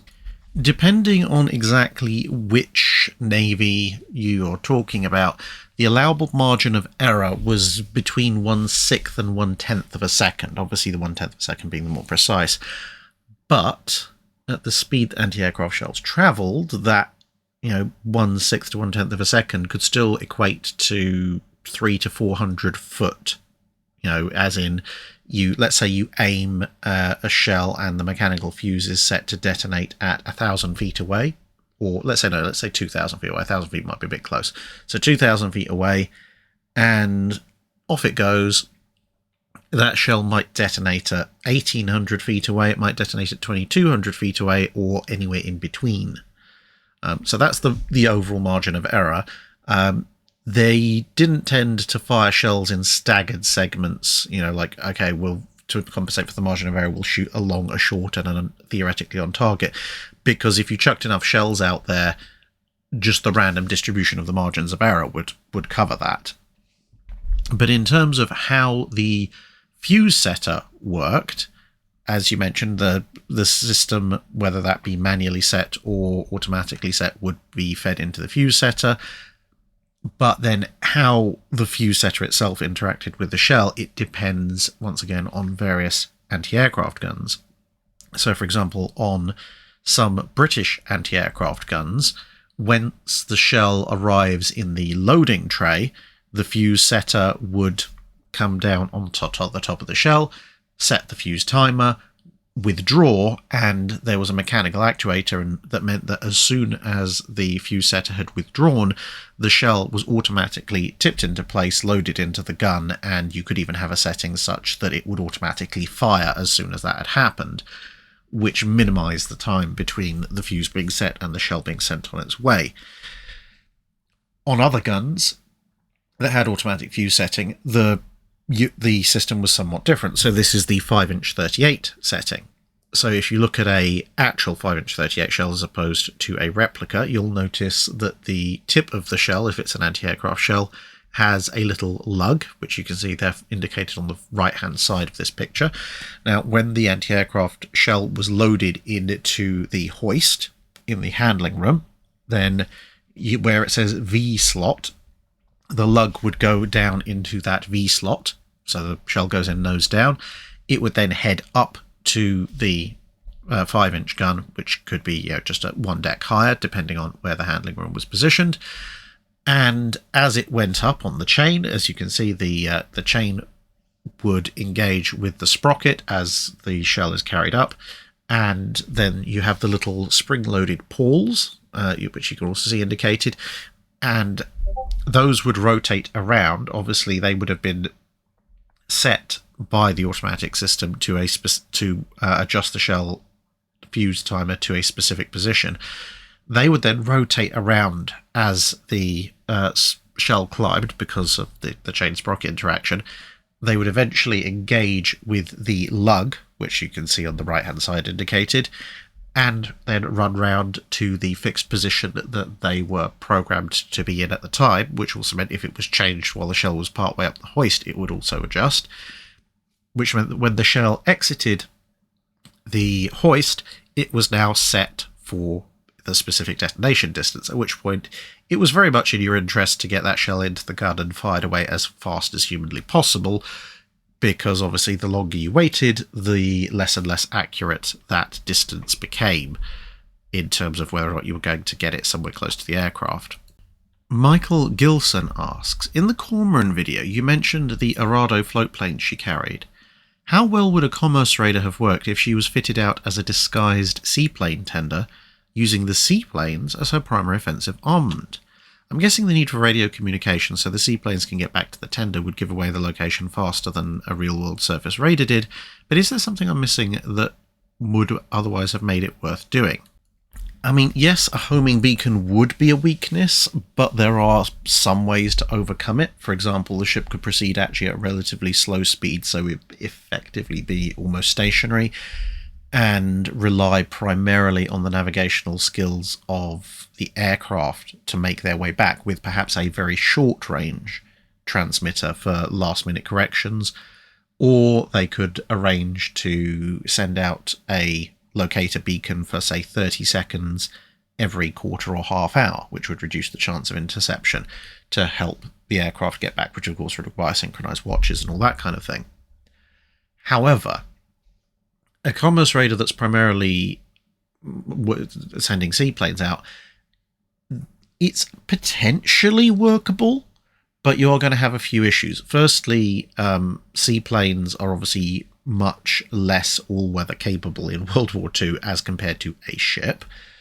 Secondly, they are far more maintenance intensive. Now, okay, if you're taking a 20,000 ton plus freighter out there, you probably can store a lot of spare parts, but you're going to still be working quite a lot on keeping these things airborne, and some things may not be reparable while you're out there, which could shorten your overall life out at sea, especially if obviously you are as a commerce raider, health cruiser, expecting to stay out for months or possibly even years at a time. The flip side to that being, of course, that you could potentially sail to within several hundred miles of occupied coastline, like off the coast of France or something, and they could risk flying out replacement aircraft to you, which would then become part of the crew, but that would be a bit risky.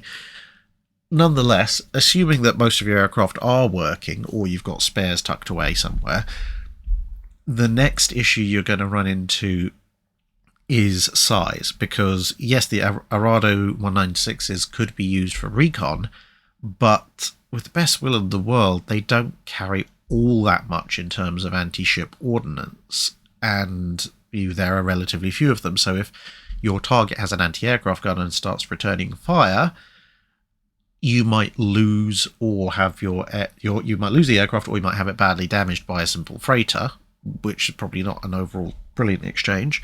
And even if it attacks, a 250 kilo bomb or something, or a 250 pound bomb, it might stop a freighter, it might sink a freighter, but it probably won't. And that's assuming you hit. Now, admittedly, a 12-knot freighter is a much easier target to hit than a warship maneuvering at 30 knots, but still. And all of that means that you are going to need to have probably larger aircraft. So either a very large single-engined aircraft or maybe even a small twin engine, maybe a push-pull thing. So you're talking about something minimum the size of a walrus or a swordfish and probably bigger, at which point you can probably not only just carry multiple bombs, but possibly also maybe be carrying torpedoes. Now, this does bring us on to another issue, which is that you've now got an aircraft that's probably actually longer range, higher endurance, better navigation, etc., and can carry meaningful ship-killing ordnance, even if it's only freighters. But being bigger, you can carry fewer of them, and each one is a bigger investment. Plus, one of the things that the Hilfskreise did to minimize their overall footprint was to jam enemy freighters' radios so that they couldn't report that they were being attacked. Aircraft usually are not going to be carrying powerful enough jamming equipment to overcome the radios of a ship. It could be done, but then you're adding even more weight and complexity to an already fairly complex and expensive aircraft, which therefore makes it a greater chance that the enemy ship will get a radio message out that it's being attacked. That might not save it, but it will give hunting Allied warships a better fix on where you might be. Plus, obviously, if the freighter signals when it, assuming that, either it doesn't, whether or not it signals elsewhere, but assuming it sees the aircraft coming and recognizes it as hostile, if they then surrender, you now have to get your ship to come all the way across to take their surrender, unless you go for, a 5 or 6 man flying boat at that stage, in which case the flying boat could land, put an officer or two aboard to temporarily take command and steer back in the direction of the freighter, but even that's a little bit dangerous because, of course, 1 or 2 men could easily be overcome.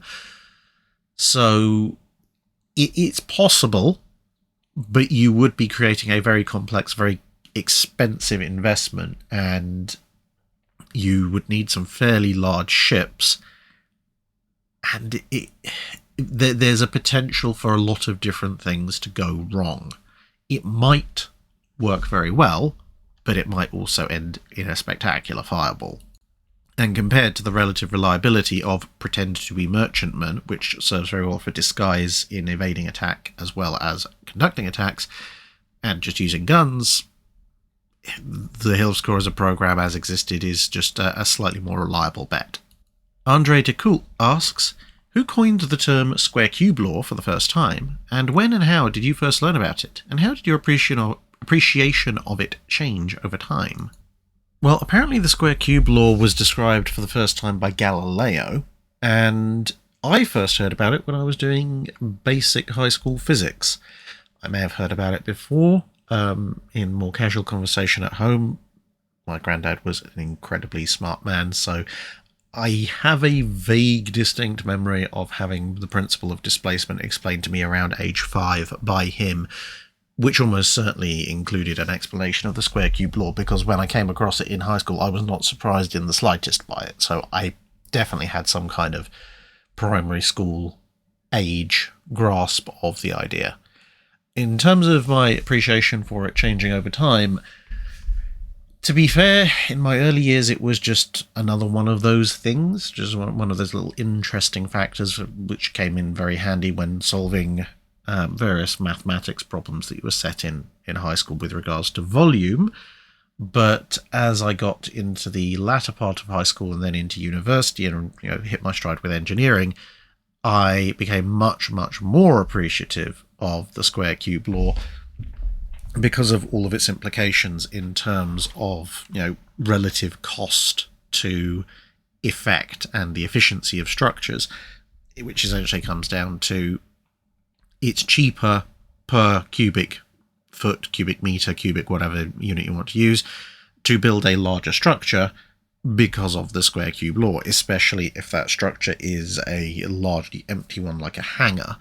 But even relatively enclosed structures that have lots of internal subdivision like ships, per ton and per cubic meter, it's actually a lot cheaper to build larger vessels, because the square cube law means that you get much more internal volume, which means you get much more useful space out of relatively small increases in overall dimensions, and B, if you make those increases in overall dimensions, it means that you can use a lot more different things inside the structure, whether that be a building or a ship or whatever. And that's why you can get things like comparing the Revenge class battleships and the County class cruisers. They're about near as much as it makes no difference the same length, and the Counties are only 20 foot narrower only, but I mean it's only a 22% reduction in beam, and yet a County class displaces around about 10,000 tons at standard, and a Revenge class displaces 30,000 tons at standard. Now, admittedly, some of that comes from the fact that Revenge class is carrying huge slabs of much thicker armour, but a good chunk of it is coming from the fact that, with a relatively speaking small increase in beam and no real increase in length, you have massively expanded the capacity of the vessel, both to support heavy armour and heavy guns. Mark Jackson asks, the Battle of Hudson's Bay. I'm kind of surprised at the paucity of information or awareness about this battle. I guess it could be down to both when it happened, as well as being a black eye for the Royal Navy, with a huge upset when a single French frigate on its last legs blew up the sole English warship in the area, HMS Hampshire, and caused the supporting HBC Company ships, Hudson's Bay Company, in its squadron to surrender or run for the hills. Well, as you said, it is a relatively small action, and it takes place in a period that doesn't usually receive all that much interest from naval historians, because, a few decades before you've got Anglo-Dutch wars, which are nice and big and spectacular and exciting, and a few decades after you've got the start of the near-endless wars, first with Royal France, then with Revolutionary France, then with Napoleonic France, and they're all big and exciting as well. The kind of little tussles back and forth at the very end of the 1600s, beginning of the 1700s, in this case over in North America, don't attract quite as much attention. Plus, it's perhaps a little bit overselling it to say a French frigate on its last legs blows up the sole English ship in the area.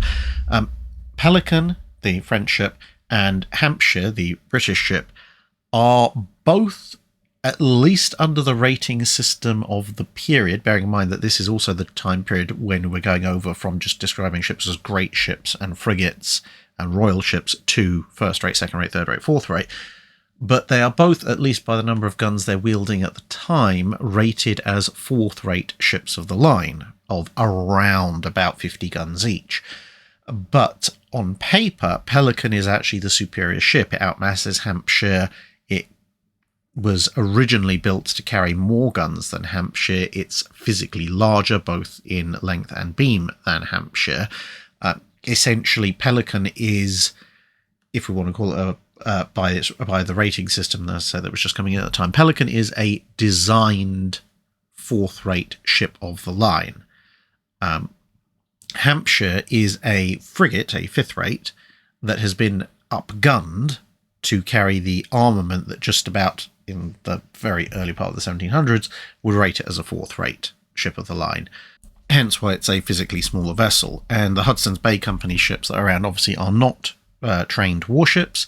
They don't carry as many guns. The guns they do carry are much lighter, and they are also physically smaller vessels. Collectively, the tonnage of the two largest Hudson's Bay Company vessels at present adds up to less than the tonnage of either Hampshire or Pelican.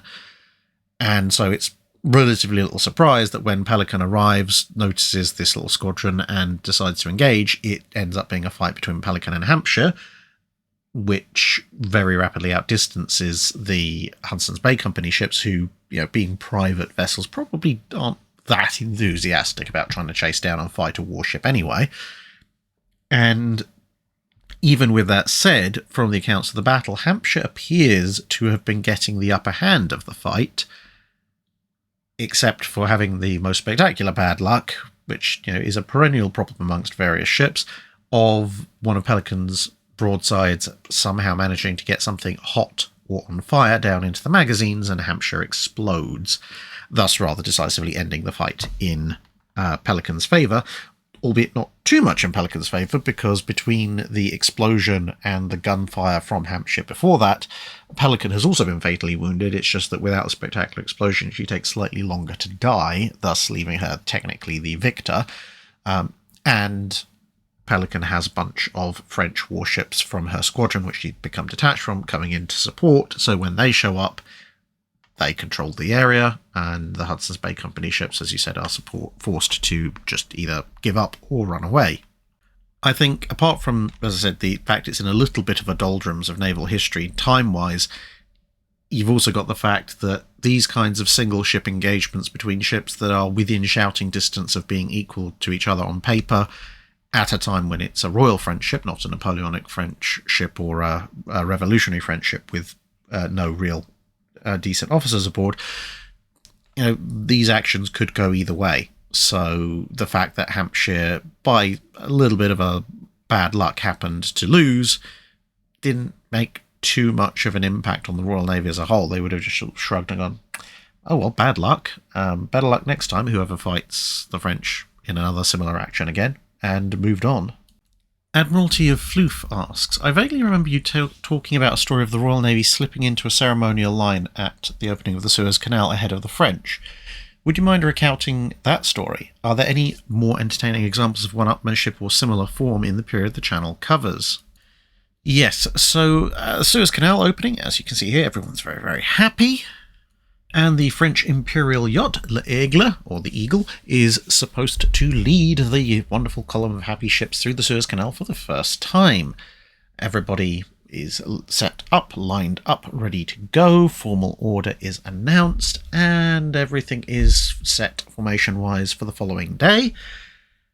And then that night, HMS Newport, which is present and had been assigned a place further back in the line, decides it's going to extinguish all of its lights, be very, very quiet and sneaky, and sneaks up the line to the point that when dawn breaks, Newport is now leading the line, and it's right up next to the canal, and trying to sort everything out to reorganise the line would take far too much time and be far too embarrassing, so Newport leads the formation through, with l'Aigle following in a second position, which the French were not particularly happy about.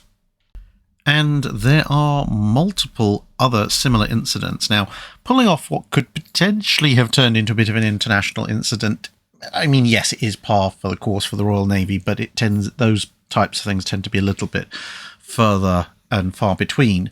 Other examples of one-upmanship within the Royal Navy, because there's actually an entire book written pretty much about how various ships in the Royal Navy decided to one-up each other.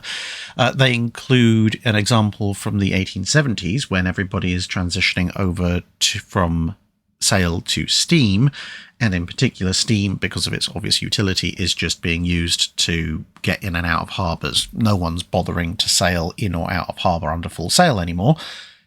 When a Royal Navy squadron is heading in, and one of the vessels, I believe it's HMS Neptune, just decides, you know what, you peasants have gone in under steam power, you've done the easy mode, now watch this. Captain shuts down his engines, orders the crew up the masts and yards, sets full sail, and proceeds to manoeuvre a full-scale ironclad that very definitely was not designed to manoeuvre in close confined waters purely under full sail, into the harbour, just using sail power, and docks neatly as you please, and essentially just sits there going, we are the superior vessel, thank you very much.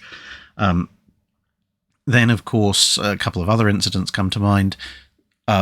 During the latter stages of World War I, possibly in the early 1920s, the K-class submarines, which you'll be seeing more about later this coming month, there were 4 K-class submarines at one point heading home, and they suffered some problems in high seas where water could come down the funnels and put out the boilers.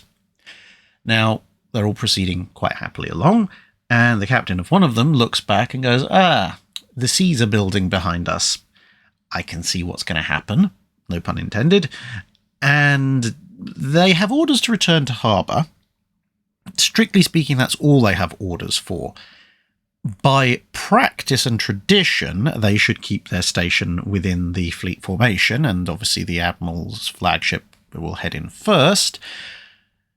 But seeing that the sea is almost certainly going to swamp his sub and cause all sorts of interesting issues for getting home, the captain of this 1K class just goes, "Stuff this, full speed ahead, please," and charges off towards harbour at maximum speed, and turns up in harbour, completely fine.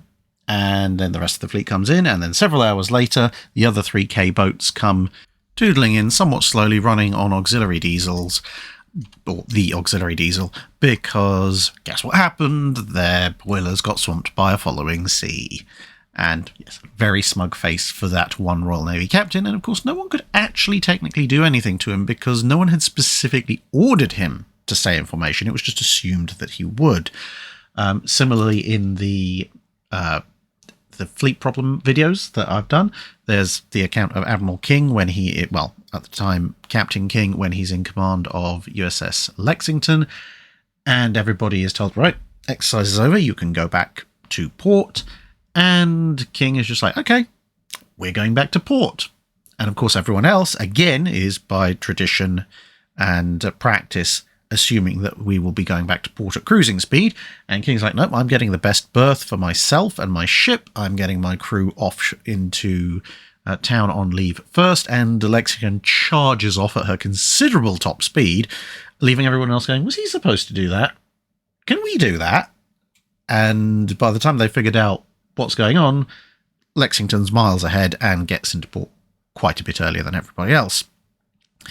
And then the final one for this particular segment I think is worth mentioning is during the Suez Crisis, you have the US Mediterranean Fleet, or well, it's not called the Mediterranean Fleet, it's numbered, but you know, the US forces in the Mediterranean, they're gearing up to go over and keep an eye on / try and intimidate the Anglo-French fleet.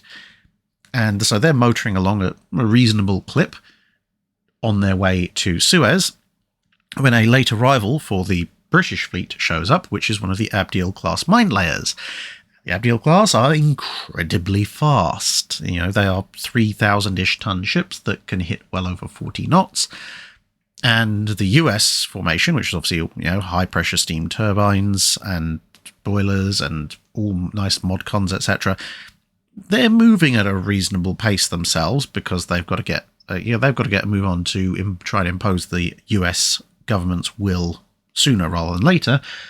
And then this little Abdiel class mine layer just comes motoring on past them quite happily, almost as if they're standing still, throwing up massive rooster trails, moving at, according to the US ships themselves, let alone the Royal Navy, well over 40 knots, and disappears happily over the horizon, signalling back at them, "See you in Suez," and vanishes off into the haze.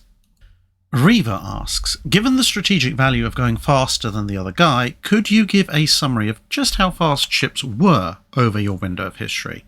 I'm also left wondering about the basics of the trade-offs between frigate built versus everything else. It seems like if you could build a ship faster, pre-Age of Steam, there must be a trade-off to get it to do so, but it's less obvious than the sheer tonnage of engines for steam-powered vessels.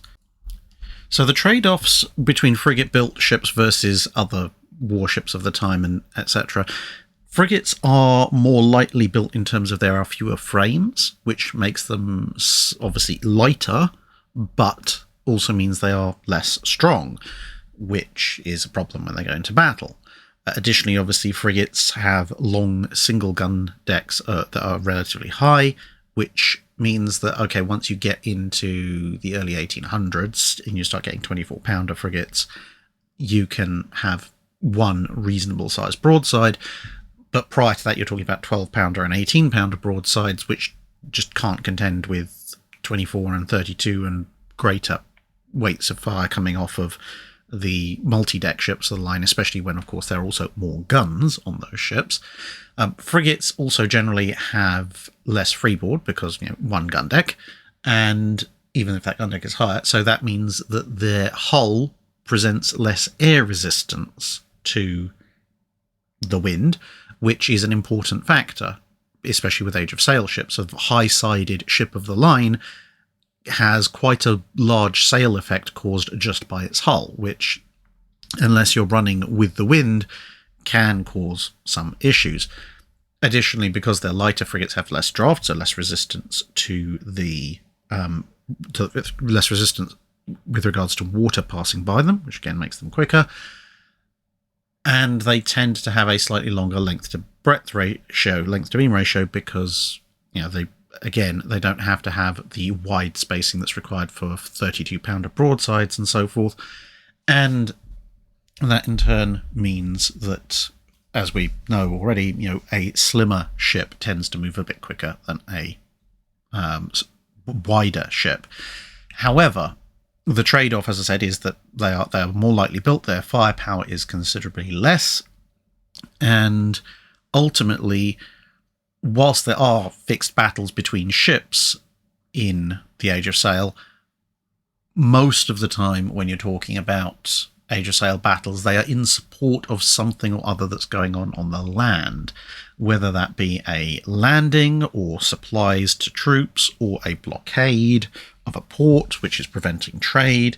Very occasionally it's about intercepting or preventing the interception of convoys, but even then the convoys are usually moving material which is relevant to the land. And all of this means that a lot of Age of Sail large-scale engagements are fought in a way that requires both fleets to come to blows. So there's a little bit less choice in the matter. If one fleet is blockading, then the other side has to either continue to be blockaded or they have to fight. If there's a convoy, you either attack the convoy to try and stop it, or you don't, and the convoy gets away. Similarly, if you're defending, you either defend the convoy or you don't. You don't have an option to try and kite away from the enemy and fight a generic battle. The few instances where convoy escorts are able to decoy away and cause an engagement which, whether or not it goes their way, the convoy gets away, are often seen as strategic successes for the convoy escort, regardless of whether or not the convoy escort actually wins the fight. And so this means that ultimately, if you're going to get into a knockdown, drag-out fight, you need to have as much firepower as you can on the strongest hull that you can, and being able to get to that fight faster or slower, because of the length of time that these operations on land that you're supporting tend to take, doesn't actually give you all that much of an advantage. If you're there for a week beforehand, that might give you an immediate advantage, but if the slower, much more heavily gunned opponent shows up a week later and blows you out of the water summarily, now they win. So frigates are good for scouting, frigates are good for taking out merchant ships and attacking other frigates, but a frigate-built ship is not good for standing in the line of battle. And in terms of how fast ships are over the window of history covered, so, exactly how fast an ancient warship is quite a matter of debate. We do have replicas like the Trireme Olympius, but it's a trireme, it's not a bireme, it's not a laburnum, it's not a quinquereme, etc. So we can only take limited information from it. And the same thing, when you get to the medieval period, ships are so bespoke that speeds can be all over the place, and because they tend to move around in large numbers when it comes to naval engagements, it's usually just whatever the speed of the slowest ship is. But once you get into the classical Age of Sail, at least, a cruising speed would be anywhere from 6 to 10 knots. 10-ish knots, 10 knots plus minus a knot or two, would be a typical speed for a ship of the line that's been out of port for a while. A relatively swift ship of the line might do 10 to 11 knots, maybe even pushing 12, especially in favourable environments. And ships of the line can also, because of their somewhat heavier weight and higher freeboard, can actually maintain their speed in rougher seas better than frigates can, which means that the swifter ships of the line, like HMS Victory, can actually chase down and catch almost any frigate in medium to rough seas, because the frigate's theoretical top speed might be higher, but their practical top speed in heavy seas is actually lower. And then the frigates will, tend to be somewhere between 12 to 13 knots maximum top speed. Some of the better ones can do 14 knots, and in exceptional circumstances, exceptional ships can go a bit faster than that still. So actually there's not a huge amount of difference speed-wise between a ship of the line and a frigate in terms of absolute knots, but in relative percentage, it's actually still a relatively large margin. And again, because they are lighter, frigates tend to be able, in lighter airs and breezes and more standard winds, they tend to be able to get that speed considerably more. So basically up to about a medium sea, a frigate will not only by default usually be faster than a ship of the line, but it can get up to top speed in a more varied environment. Once it goes above that, then the ship of the line starts to claw back that advantage. Once you get into early steamships, you're talking about 12 to 14 knots usually. And as you get through the ironclad era, that tends to rise to 15 to 16 knots for battleships and 3 or 4 knots faster for cruisers. By the time you get to pre-dreadnoughts, you're looking at an average speed of 18 knots for capital ships, albeit there are a few that are a little bit slower and there are a few that are a little bit quicker. But as a result, the speed for the armoured cruisers tends to be just over 20 knots, 20 to 22 knots, and protected cruisers maybe just 22 to 24 knots. Then you get into the dreadnought era, and obviously now dreadnoughts are doing 21 knots. That means your cruisers have to up their game, so dreadnought era cruisers start at 25 knots and go up from there. Battle cruisers start at 24 knots, and unless you're talking about Renown and Repulse and Courageous, they tend to hover between, once you get past Invincibles and Indefatigables, most battle cruisers in World War I tend to hover somewhere between 26 and 28 knots. Post World War I, with, and the exceptions of Renown and Repulse, battle cruisers are now well over 30 knots, 31, 32 or more. Battleships are still 21 knots, some are 23 knots, and the Japanese are pushing up even faster to sort of 24, 25 knots. You've obviously got the QEs back there as well. Destroyers kind of start out in the 1900s at maybe the low to mid 20s. They're about as fast, maybe a little bit faster than protected cruisers, but they rapidly hit 30 knots before World War I, and for the most part they tend to hover somewhere between 33 and 38 knots depending on the design, although again there are a few faster ones that are developed later on. And then once you get into towards the run up to World War II, battleships now are 28 knots unless you have exceptions like Littorio or Iowa, 28 plus or minus a knot or two.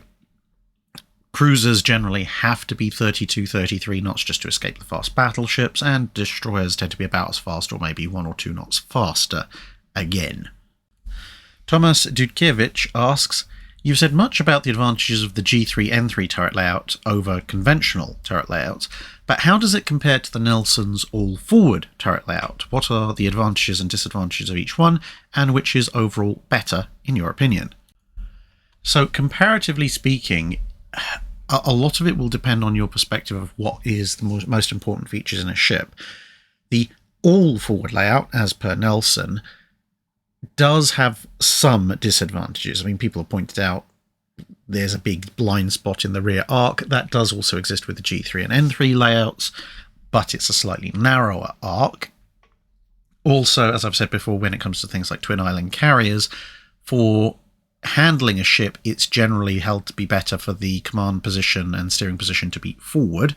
On an all-forward ship like Nelson, that bridge, as you can see here, is very much aft, whereas on a G3N3, the bridge is near enough in a conventional position, which is around about the point of rotation for a ship.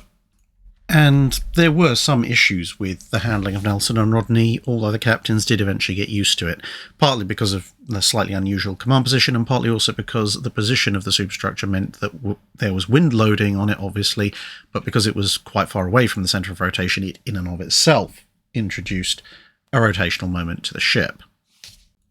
In some ways, if you want to argue it, you could argue that the Nelson layout is slightly inferior in terms of where you can put secondary batteries, particularly anti-aircraft batteries, compared to a G3N3, because obviously the Nelson layout, pretty much all your secondaries have to be right aft. You can get maybe a few alongside the superstructure, but essentially your entire heavy anti-aircraft, secondary anti-surface, and light and medium anti-aircraft batteries, unless you happen to stick one on top of a turret, are all going to be in the last portion of the ship.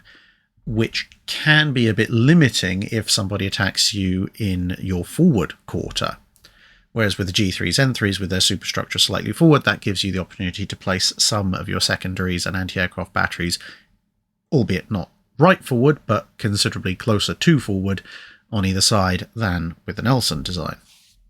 Outside of this, there's not a huge amount that differentiates them. One of the big advantages of having all your turrets either G3 or Nelson style layout is that you end up with your magazines in a much wider portion of the ship. If you look at where the magazines are placed on conventionally laid out ships, the absolute foremost and absolute aftermost magazines tend to be in areas where the ship's hull is beginning to narrow quite considerably.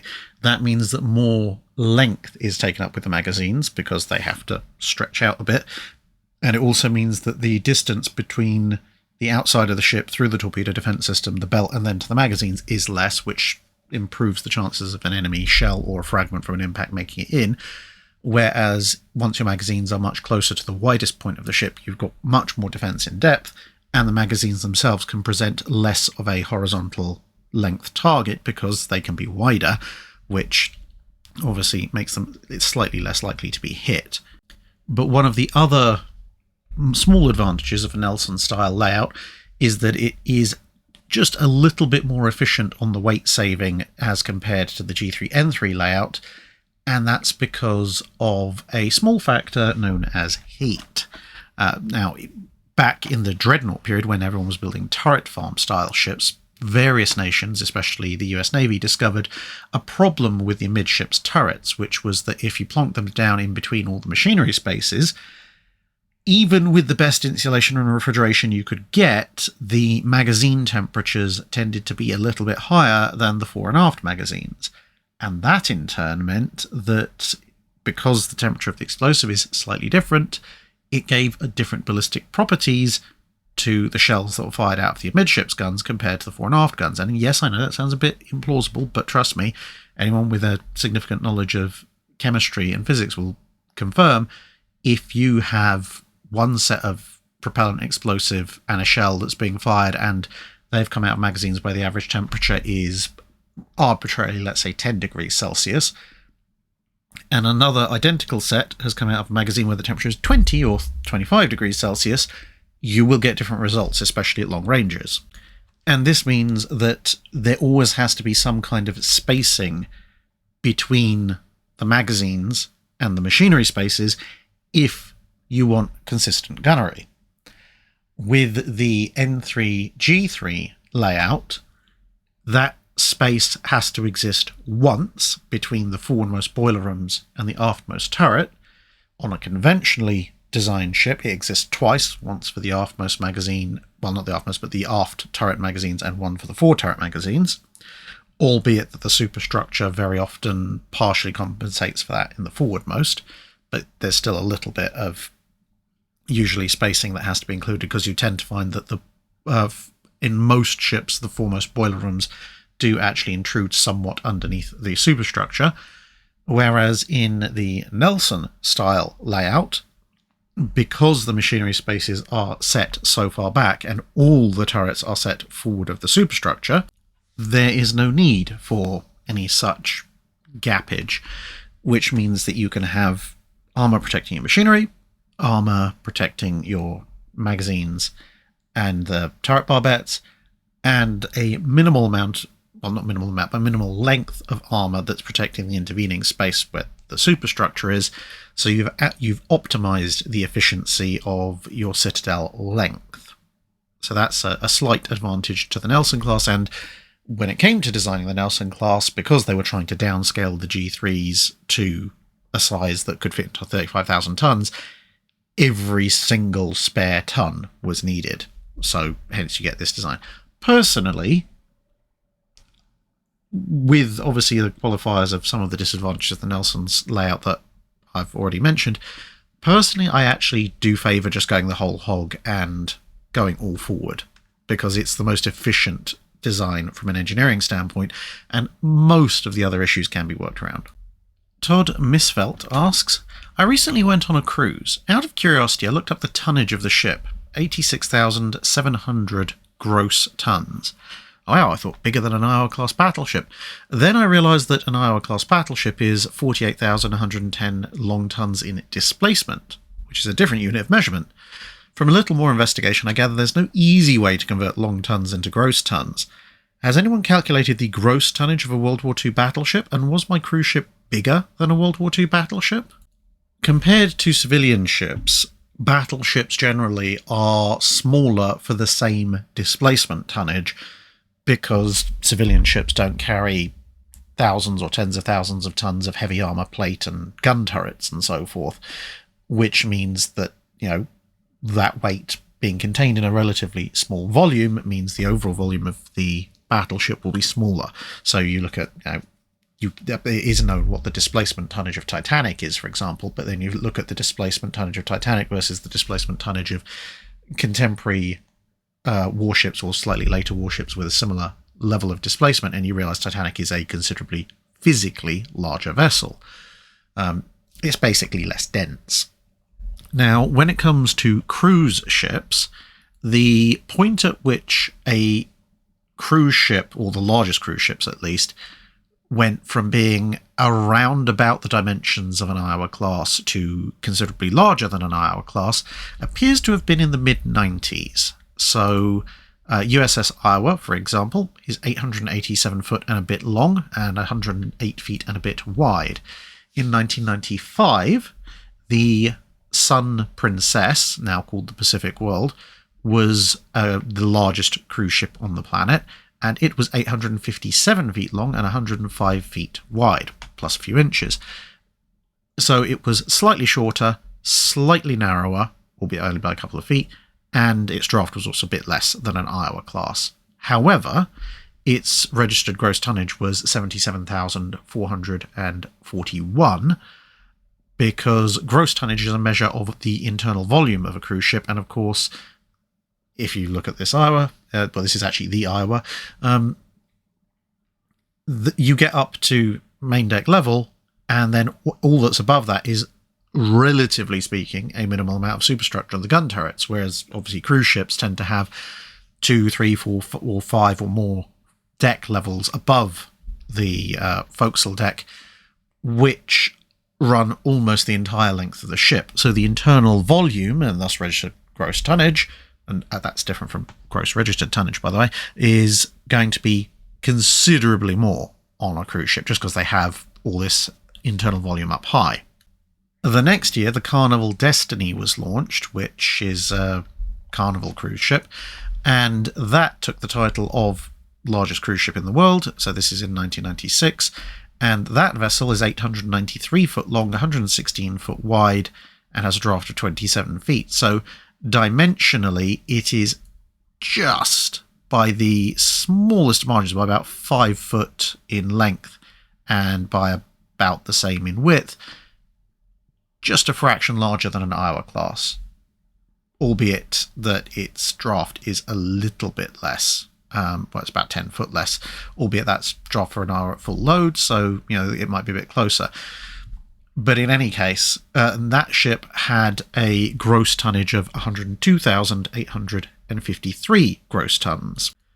So based on those two, and looking at a few other ships as well, if the gross tonnage of your ship was 86,700 tons, I suspect that, obviously without knowing the name of the ship, it's dimensionally probably, at least in terms of length and breadth, very close to an Iowa class. It's going to be, Iowa class dimensions plus or minus a handful of feet, I reckon, in terms of length and breadth. It will almost certainly have a slightly shallower draft, and of course it will have a much greater internal volume because of those upper decks. But in terms of it being bigger than a World War II battleship, admittedly the Iowas are some of the biggest in terms of overall dimensions, but I would say your ship is going to be bigger than most World War II battleships dimensionally, but maybe not quite bigger than the absolute biggest. John Plate asks, for the heavy cruisers that the British never built in World War II, my question is, for the 9.2-inch guns that some of them might have carried, did they have them in stock? Would they have modernised old ones? Would they be new build guns? And how would they compare with the automatic 8-inch guns on the Des Moines? So the answer to that is no, they didn't have any in stock. I mean, the British did have a bunch of 9.2-inch guns in stock, but they were all World War One vintage, 47 and 50 caliber weapons, some of the older ones as well, a lot of them being used for coast defence. They weren't going to be repurposing pre-World War One 9.2-inch guns on a hypothetical late 30s, early 40s supercruiser. Pretty much every reliable source that describes them has mentioned that these are very much paper designs and they would require the development of a brand new 9.2-inch gun, which would probably, in a manner similar to the 15-inch 42, have either been directly scaled up from the latest 8-inch gun designs or possibly scaled down from some slightly larger gun designs that were in the works at the time. Either case, it would have been a brand new gun that they would have had to develop, test and install. So, okay, the British have a track record of doing that pretty well with the 15-inch 42, but these kind of programs either tend to go spectacularly well or spectacularly awfully. Who knows how it would have gone. In terms of comparing with the automatic 8-inch guns of the Des Moines class, they would probably have slightly better range, slightly better armor penetration, and a slightly heavier shell. Granted, the Des Moines do obviously use super heavy 8-inch, but the 9.2-inch is just generally obviously a larger weapon anyway, and the British were trending a bit more towards heavier shells around about the time these ships would have been designed. I don't think the British would have necessarily gone with a super heavy 9.2-inch, but they would have gone on a heavier side of things, 9.2-inch shells. So the individual shells would have probably had a little bit more killing power than the 8-inch shells on a Des Moines class, but there is zero indication in any way, shape or form that the British were looking at auto-loading systems for the 9.2s. Indeed, they weren't even looking at auto-loading systems for the 8s. They were just looking at auto-loading systems for the 6-inch guns, and towards the end of World War II, also looking at semi-auto-loading systems, believe it or not, for 16-inch guns. Thus, a theoretical British 9.2-inch armed cruiser, such as this one, the Gibraltar in World of Warships, would have had an individual broadside that, had it hit, would have hurt more than an individual broadside from a Des Moines, counterbalanced by the fact that the Des Moines would pretty much certainly have considerably more shells in the air per minute than the British equivalent vessel. Brandon Minders asks, when did navies start to paint their sails? I've seen lots of images of ships with logos of various versions, two-headed eagles, etc. on their sails. Would that not be difficult to maintain? And when did they stop doing that? Do we know for certain, with documentation, which famous ships have which sail paintings? And in particular, do Henry VIII's great ships have sail paintings? As far as I can tell, sail paintings, or painted sails of some description with a logo or something, this tends to be a little bit cultural. So some nations do it a lot more and for longer periods than others, but it seems to mostly occur in what most people would think of, although I know academically it's not necessarily quite accurate, as the medieval period, i.e. 12th, 13th, 14th, maybe into the 15th centuries, but not much after that. We know that Henry VIII's ships did have sail decorations. For example, this is his fleet taking him over to France for the Field of Cloth of Gold, and you'll notice one of the ships there has golden sails, whereas the others have plainer sails. The English, broadly speaking, don't seem to have gone in for it quite as much as some of the German states or the Spanish, for example. But again, it varies. You can find images of English ships with painted sails and without. You can find images of Scottish ships, French ships, Hamburg's ships, etc., etc., etc., all with and without. They're more common in the Mediterranean. And I suspect, although I can't necessarily swear to it, I suspect that it's possibly down to two factors. One is that, especially in the Mediterranean, almost everybody is using very similar ships, especially when it comes to things like galleys, which is going to make identifying who's who a little bit difficult. And one thing you will notice in this picture, and in many others of the period, is that whilst on the ramparts of Southsea Castle here you can see you have a more traditional English flag, on the ships themselves they're still flying what are basically enlarged versions of knights' pennants, these very long, very thin flags, which actually are quite difficult to discern at great distances. This is before the period of the great battle ensigns, the size of tennis courts. And as a result, if it's difficult to work out who belongs to who, one of the easiest ways of doing that is paint a socking great symbol on your sail. If you see a two-headed eagle, it's probably something to do with the Holy Roman Empire. If you see a massive great red cross, well, in the Mediterranean, you can probably at least guarantee at that point it's something to do with a Catholic state. Whereas if you see a great crescent, or anything to do particularly with the colour green, it's probably Ottoman or one of the other Islamic kingdoms of the period.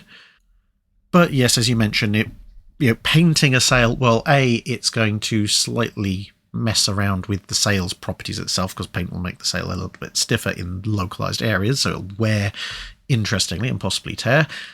And yes, it is going to be an absolute pig to maintain, which is why in quite a number of sails, whilst they may have had painted elements, would quite often also have, even the really decorative ones, would have embroidered sails, which is slightly more hard wearing. You can get more complex designs in, and it also, if you do it correctly, will actually strengthen the sail rather than weaken it. If you do it incorrectly, because you're punching a bunch of holes in it, you will actually weaken it as well. But it seems to have gradually died out, partly because ships were getting bigger and sails were getting bigger, which made decorating them much more difficult and much more expensive at any kind of great scale. And you started to go away from the kind of medieval knight pennant style flags, and you started to see the big battle ensigns, which made identifying ships considerably easier. In terms of which famous ships might have had painted or embroidered sails, we do have documentation for some ships, either in the form of depictions of them or in the form of descriptions of them, very often, which include the bill for decorating those sails.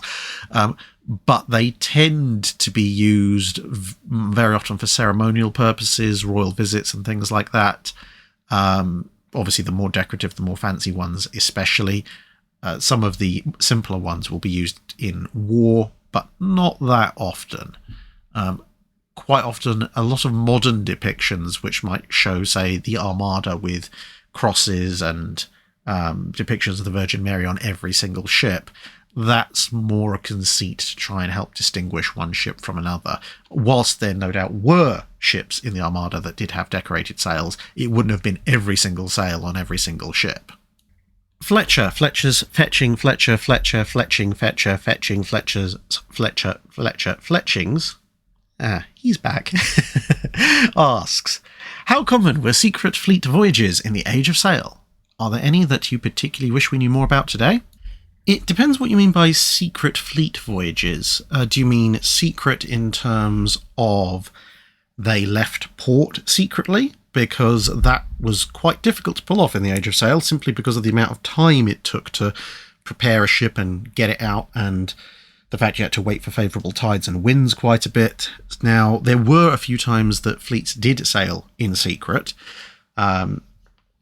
People knew the fleet was there. People knew it was ready, because you can't conceal activities on that kind of scale. But if you had enough men who knew the port well enough and the weather conditions were right, you could do something unexpected, like sail at like 11 o'clock at night or something, and be out and away. So by dawn, when most people woke up and looked around, they're like, well, where's our fleet gone? It was here yesterday. And you would probably have had enough time to clear the horizon. So there were those kind of sailings, but they're relatively rare. Much more common were secret voyages where the destination remained a secret, usually by misdirection. A lot of Drake's voyages, incidentally, in his heyday, used this technique. So ships would be prepped and loaded, and they'd say, oh, you're taking a ship out, or you're taking a small fleet out? And went, yes, we are. We are heading out in a few days, and you can all come and watch if you like. Oh, okay, where are you going? Well, in Drake's case, well, we're heading down to Africa to conduct some trade missions with the locals, yes. And we might stop in the Mediterranean as well. And look at all these trade goods we're bringing on board, and all these supplies, because it's a long journey and we'll have to dodge Spanish ships because we don't want any trouble with the Spanish. No, sir. Oh, okay, that sounds vaguely plausible. Other people have done that. All right, well, good luck in Africa, etc. and all that. Toodles, and off go straight ships. And then once you actually get out to sea, Drake turns around and says, yeah, about that, we ain't going that way. We're going over to Central and South America, where we're going to shoot a lot of Spanish people and steal all their gold, which they stole from the Incas. So don't feel too guilty about it, and prepare to get very, very rich. That's very common. Sailing under false pretenses and then changing your direction to go and do something that was perceived to be either in your interest or in the national interest or both, that happened a lot. And it could be privateering missions, it could be military expeditions, it could just be voyages of exploration, because even exploration had a certain degree of national security implication to it in an era when the world map hadn't been filled in, at least from a European perspective. Gabriel A. Hawkins asks, I remember vaguely hearing from multiple sources, and pretty sure you're one of them, that the British were not favourably disposed towards coastal fortresses. Is this understanding accurate? And if so, what was the reason for this disposition? I'm hopeful that it's something cool and akin to the reason the ancient Spartans didn't build land fortifications, but alas, I fear the reasoning was far more prosaic and practical. A qualified yes. Here's a fort outside Portsmouth, presumably before the Victorians had finished texturing it. Now, when it comes to coastal forts and the English coastline, the British coastline, yes, most of the time they preferred to put their trust in ships. And there's some good reasons for that. Now, it wasn't exclusively ships. They did recognise there were some places, at least early on, where coastal forts were necessary. Castles very much favoured in the early part, so you get places like Dover Castle, Southsea Castle, Carnarvon Castle, etc. Now, in Wales, there are a lot of castles around the edge of Wales, but that's because the Welsh were rather rebellious. Castles were a good way of exerting control, but if the Welsh rose up in rebellion, it would be very difficult to supply a castle that was inland, so by having a coastal castle, that was more actually to allow ships to supply the castle against a siege, rather than to defend against incoming ships from hostile power, although the fact that they kind of doubled up doing that was advantageous. So if you had a key fixed point like the Straits of Dover, the entrance to Portsmouth, the entrance to the Thames or the Medway or something like that, where it would be very bad if an enemy fleet got in and it made logical sense to defend this rather closed point, then coastal forts would be built. But on a more general basis, it was held that for the most part of British history, it was a pretty terrible idea to try and build coastal forts. And that's because compared to the total land area of the UK being an island, there's an awful lot of coastline. And not just that, but a huge amount of the British coastline is landable, if you want to call that. Basically, it is possible to land on very, very large stretches of the already extensive British coastline, which makes trying to establish shore fortifications something of a failed exercise, because you would have to spend many times the country's total income at the time to actually put a string of coastal forts on every possible beach where a landing could be effected. And if you didn't, if you just defended the key points, then an enemy would go, okay, well, I won't attack you there. I will go 5 minutes up the coast and I'll land there instead. So, to give you some example, look at Kent, or the area roughly defined as Kent these days, which is on the southeastern corner of Britain. You can pull it up on Google Maps on satellite view if you like. And if you look from the Thames estuary, going all the way round past Whitstable, Herne Bay, Margate, Ramsgate, all the way down to Kingsdown, all of it has beaches. So if you've got vessels with a reasonably shallow draft, which, let's face it, during most of the time period Britain was worried about invasion, the people who were attacking it could do, you could just land anywhere along there. Now, granted, from Kingsdown, round the very corner through the Dover Straits, round to about Folkestone, there are cliffs there. That would make it harder to land between Kingsdown and Folkestone, which includes Dover, although of course Dover does have a natural harbour, but that's a very, very tiny part of Kent. And then once you get past Folkestone, you go past Hythe, Dymchurch, which also has an interesting, rather nice light railway, incidentally, for you rail fans, round to Dungeness, Camber, there's Camber Sands, Hastings, and down to Eastbourne, even as far as Brighton. It's all landable. Some bits are better suited for it than others, but if you want to put an army ashore quickly, you can do.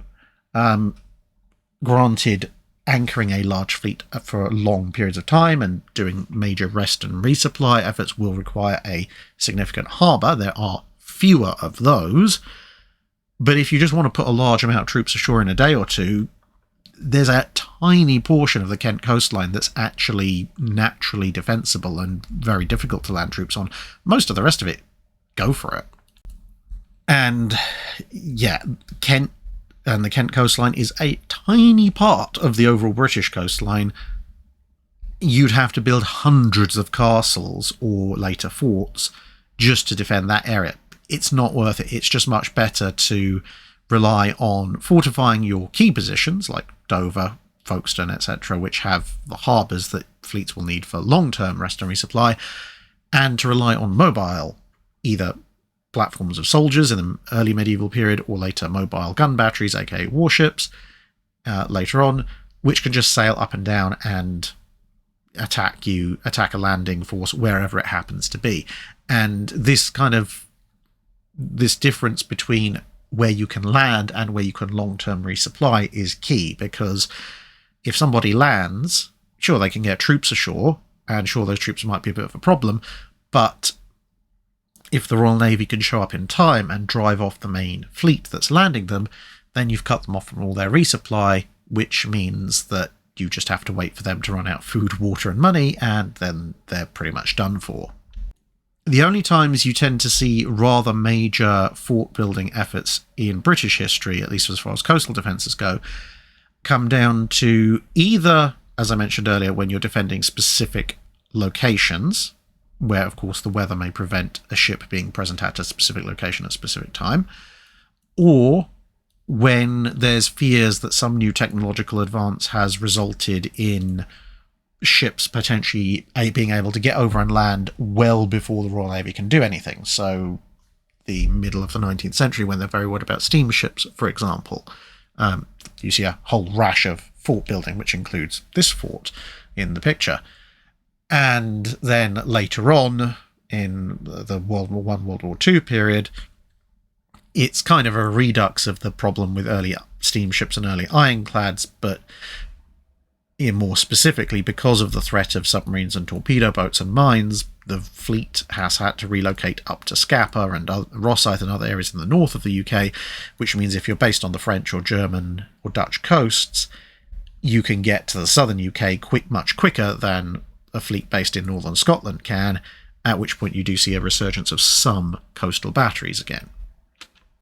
Plus, there was a somewhat more pragmatic acknowledgement of the fact that for the vast majority of British history, Britain has had a massively smaller population than its traditional main enemies on the continent, which means they are going to have much larger armies, and because those continental armies tend to spend a lot of time fighting each other, they tend to have a lot more experience than the British army would, or English army, depending on what time period you're looking at, which means that pretty much up until the end of the 19th century and going into the early 20th century, there's kind of this unspoken acknowledgement that if an enemy, whether it be France or Spain or whoever, manages to land a significant sized force and capture a port to resupply them on British soil, then we're stuffed, because we won't have the numbers of men and we won't have the veterancy of troops to stop them.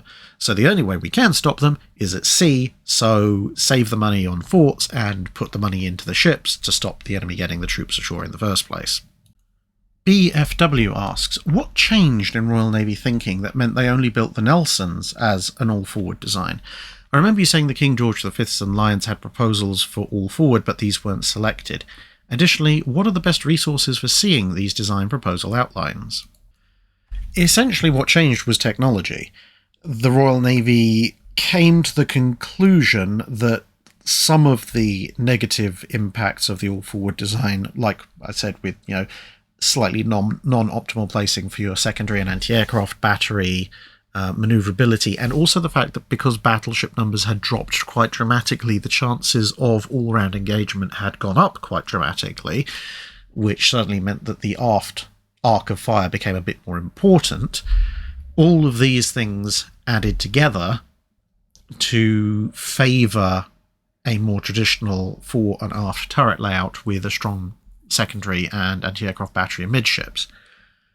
And propulsion technology, etc., had advanced in the interwar period to a point where the British thought that they could get decent secondaries, a decent anti-aircraft battery, aircraft handling facilities, and all-around arcs of fire for the heavy guns, and decent armour and decent speed, all on 35,000 tons without having to make major sacrifices one way or the other. Judge for yourself how successful they were on that, but that's what they thought at the time. In terms of best resources for seeing these design proposal outlines, it depends. If you want to see diagrams of them all, that's going to be a bit more difficult, because quite a lot of the reference books, because there are so many design proposals that were discussed, especially for the King George V, there's not that many places that have actually drawn them all up. Tzoli, I think is how you pronounce it, Tzoli, online, he's done quite a lot of hypothetical ships as drawings, so you could always see if he's covered them. But if you want to look through books, British Battleships 1906 to 46 by Norman Friedman, British Battleships 1919 to 1945 by Burt, or Raven and Roberts' British Battleships of World War II, all have quite extensive sections about the design and development of the interwar designs like 16A and the King George V and Lions, which at least will mention and describe the layouts, even if they don't necessarily have all the diagrams. HMS Bunga Bunga Boat asks, the Wikipedia article for the Polish CKM WZ-30 heavy machine gun mentions that in the late 1930s, I apologise to any Polish listeners, Wilniewski and Skierczynski, maybe, designed experimental barrels with a rifled oval bore barrel, Lancaster rifling. The barrels were very expensive to produce, but gave a significant increase in the accuracy and longevity of the barrel. The source cited is in Polish, so I wasn't able to see if it contained any other information on this, but did find some information on its usage in hunting rifles. My question is, would this type of rifling have had similar effects for heavy naval guns? If so, considering how much more difficult producing such weapons was compared to small arms, would the difficulty and cost of manufacturing oval-bore naval guns have outweighed the benefits had they been considered? The engineer in me, when you pair for the phrase Lancaster rifling with heavy artillery, just wants to crawl into a corner and go, "Ah!" for days. Granted, Lancaster did actually make some heavy artillery for the Royal Navy using his principles in the 1850s and 1860s, and you will find reference to Lancaster guns in that period. There's a reason they didn't last very long in Royal Navy service and were supplanted by the more regular kind of rifling. Now, for those of you who are unaware, this is the kind of a diagram of a section of a Lancaster rifled gun. Now, as you can see, in the dotted lines is a circular bore, and on Lancaster rifling, instead of having the cut grooves cut to a particular spin, you instead have the bore itself set at it's made in an oval, and the entire bore twists, so this oval path twists to give the rifling spin effect. The idea works. As you said, it's expensive to make for obvious reasons, but the idea does work with small arms pretty well, because you actually minimise the surface area that's in contact with the projectile compared to regular rifling. And the idea of it is essentially that the slightly oval shape of the barrel deforms the bullet into a slightly oval shape, which then tracks up with the spin. If you're shooting a lead round or a copper-jacketed lead round or a copper round, i.e. something made out of deformable metal, this is fine. if you are firing a 12-inch, 14-inch, 15-inch, 16-inch naval artillery shell that has to be pretty rigid, this is not fine. Not by a long, long way, because you do not want that shell to deform. Now, in theory, you could potentially have a heavy naval artillery piece that works with Lancaster rifling by having two very large driving bands, one at the base and one somewhere near the top, which would then themselves be deformed and thus, create the rifling spinning effect. That might work. The problem is you can't have a single driving band like you would on a regular shell, because the deformation would mean that at points gravity would be pulling the nose of the shell down into the groove of the rifling when it's twisted around so that the oval is top to bottom. And at other times, obviously, as it closes in, basically the shell is going to be bounced around very slightly inside the gun, which is going to lead to all sorts of interesting accuracy issues and possibly even jamming and premature detonation issues. So you would need a double driving band, but even then you would be relying on those driving bands both being pretty much almost near on perfectly dead-centered, not deforming in any way that throws them off of being dead-centered, because of course the forward driving band and the rear driving band are going to be at different stages in their rotation and being ovoid, so it would be a feat of incredible engineering precision to pull it off, as opposed to a more conventional circular cross-section profile with regular rifling all the way around, which vastly minimizes the chances for this kind of thing to happen. So yes, in theory you might have got slightly increased performance out of heavy naval artillery using a Lancaster rifling system, but the hurdles you'd have to cross in terms of precision engineering, and I don't even want to think what differential thickness rotating around like that on the bore would have done to its longevity as it gets hot or is subjected to sea conditions. Yeah, you would have created a stupendously expensive weapon which has some advantages, but I don't think anywhere near enough to justify them. Robert Olweiler asks, what was the intended purpose of the post-World War II Soviet Navy? Why do they persist in building ships like the Chapievs and Sverdlovs, which, on paper at least, seem like they belong more in the late 30s or World War II? And how do their ships stack up against the World War II leftovers and immediate post-war Western ships they would have been pitted against? So for the very limited period post-World War II that the channel covers, the purpose of the post-World War II Soviet Navy was whatever Stalin said its purpose was that particular day. And if you disagreed, you were off to Gulag. Now, why they kept building Chapievs and Sverdlovs was basically because that's what they had, either in the case of the Chapievs already under construction, interrupted by World War II. In the case of the Sverdlovs, these were the designs that they could come up with and build pretty quickly.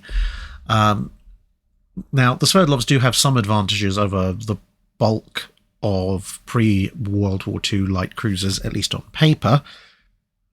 But it's essentially a case of Soviet naval ship design was not entirely, but largely interrupted by the Second World War. So they picked up where they left off, and Stalin wanted a fleet, and he wanted it now. So there wasn't time to sit back and go, well, we've learned this, this, and this, and maybe we can get this and this lesson in and come up with a new design. It was Comrade Stalin had said, you'll have a design by next week, so you will have a design by next week. And also Comrade Stalin keeps changing his mind about what designs he wants, so fall back on what you know, don't try and be particularly innovative. In terms of how their ships would have stacked up against the World War II leftovers and the immediate post-war Western ships, it depends. Obviously, the Russians never completed a battleship or a battle cruiser, so we can't say with that. They never completed their own native aircraft carrier, so we can't say anything about that either. We can basically just look at destroyers, which, to be fair, the Russians didn't have all that many of, so probably ignore that as well. And then you're just down to cruisers, where, as I said, a Sverdlov on paper has advantages over pretty much most of the pre-World War II stuff, which is one of the reasons why I always laugh slightly when the Royal Navy and the Treasury in the 1950s said, oh no, that's fine, 2 Town class will be perfectly fine to face off against a dozen plus Sverdlovs instead of HMS Vanguard. Morons. Even HMS Belfast, the ultimate Town class, I'd give maybe 60-40 odds against a Sverdlov. and there's one of Belfast, and as I said, there's quite a lot of Sverdlovs, whereas Vanguard could take on any arbitrary number of Sverdlovs and just chalk up the kill markers, but that's a separate issue. The pre-warships, like the Chapievs, generally against something like a late-run Town class or a Cleveland class, will come off worse. And, well, post-World War II or post-war, you've either got derivatives of the Clevelands, and they will do somewhat better. Then you've got the Royal Navy with derivatives of the Crown Colonies, which will probably do somewhat worse because they're less well armed. Then you've got, with a weirdness that is things like Tiger and Worcester, Des Moines, Des Moines the ultimate cruiser, really. And submarine-wise, until they incorporated the lessons from captured German submarines, and arguably at some point possibly even then, the West's general submarine fleets were considerably ahead of the Russians, and the Russians were playing catch-up, partly skipping a bit by, as I say, incorporating some of the lessons from the latest German U-boats, but then the Allies were doing that as well. Odd Engineering Questions asks, some aircraft carriers have anti-aircraft guns in sponsons, but I'm not aware of any other ship type doing this. Given that deck space is rare on most ships, I wonder why. Sure, it's not good for stability, but a few 20 or 40mm on a battleship shouldn't be too bad. Partly it's because aircraft carriers need pretty much all of their flight deck open, so outside of a few bits around the island, there isn't any space for anti-aircraft guns on aircraft carriers, which means if you're going to have them, and you do need them, the only place to put them is on sponsons, or as I say, in the immediate vicinity of the island. So it's partly a matter of just sheer necessity. The other factor comes to height, because a sponsoned anti-aircraft gun, as you can see here with these Oerlikons, on a battleship, you have effectively reinvented the unarmoured open-air casemate half a deck level higher than the casemates were before, and there's a good reason why casemates went away, because they keep getting washed out by the seas. So sponson-mounted anti-aircraft guns off of the main deck or upper deck of a battleship, you're just going to end up with either the people being washed away, or the guns being flooded out, or possibly the entire gun being washed away by particularly heavy seas, as well as the stability issues. So it's just not worth it when on a battleship you have plenty of other deck space on the ship where you can put said anti-aircraft guns, and just those plus their crews and ammunition usually were enough of a problem without adding even more to it. Whereas by contrast, the aircraft carriers outside of very heavy seas or typhoons could get away with it because, being somewhat lighter structured ships, the flight deck of an aircraft carrier is much, much, much higher above the water than the upper or main deck of a battleship, which means that a lot of those issues won't affect these guns, as I say, outside of very bad weather. Toreno asks, during World War II, the Royal Navy seems to have become quite adept at performing evacuations from Dunkirk, Norway, Operation Ariel, Greece, Crete, probably more. However, I've never heard of evacuations in the Pacific region, such as the British Borneo, Malaysia, or Singapore, areas where many British and Allied troops would be captured. My question was, is there any large-scale evacuations from these areas, and if not, was this entirely due to the Japanese or some other factors? Broadly, it's down to two factors, both of which are related to naval strength. In the evacuations from Dunkirk, Norway, Greece, Crete, etc., the Royal Navy, although it was under severe air attack, held control of the sea.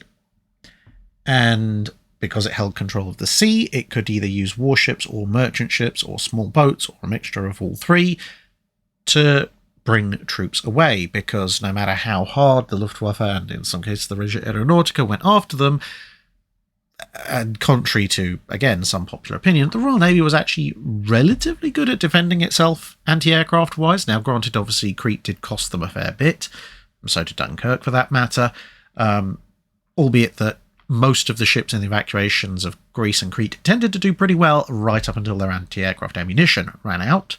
And yeah, Dunkirk, well, most of the ships taking part survived, but if you have slow or stationary ships in a confined harbour where the enemy has, well, they don't necessarily have air superiority, but where if enemy aircraft show up, it's because they've broken through your air defences, you are going to take casualties, but not enough casualties to stop or significantly impede the evacuation as an overall thing. Whereas in the Pacific, the British, at the time that Borneo, Malaysia and Singapore fell, didn't have particularly numerous or large naval assets. And another thing to consider is distance, because the longest evacuation route of all of them that's mentioned here is Norway. Obviously, I'm going to go back to the UK. And even Greece and Crete, like across small portions of the Mediterranean. Whereas if you're evacuating from Malaysia and Borneo and Singapore, you have to fall back either to British Burma, maybe, or more likely back to Ceylon and British India, which is a considerably further route, which is going to be much more difficult and means that there is a minimum bar on the size of the ship that you can use.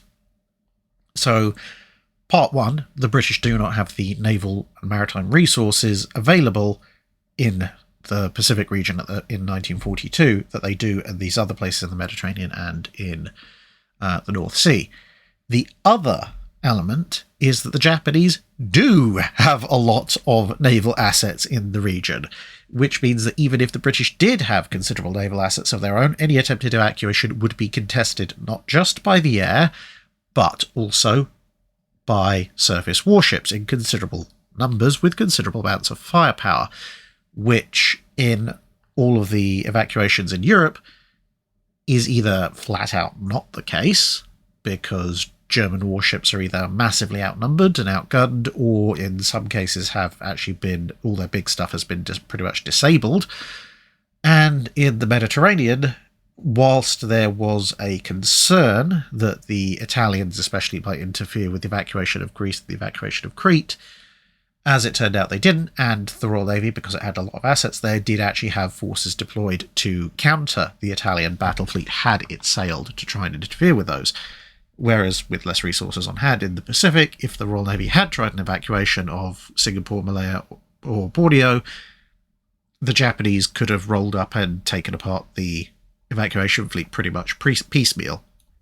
And finally, completing the 6th hour of Drydock this weekend, with me having recorded the entire thing, as you can probably hear through a head cold, October Nid asks, if the pre-Great War dreadnought race had been more akin to an arms jog, where no one was really willing to open up the financial taps, what might the navies and the war have looked like? That's actually a really good question.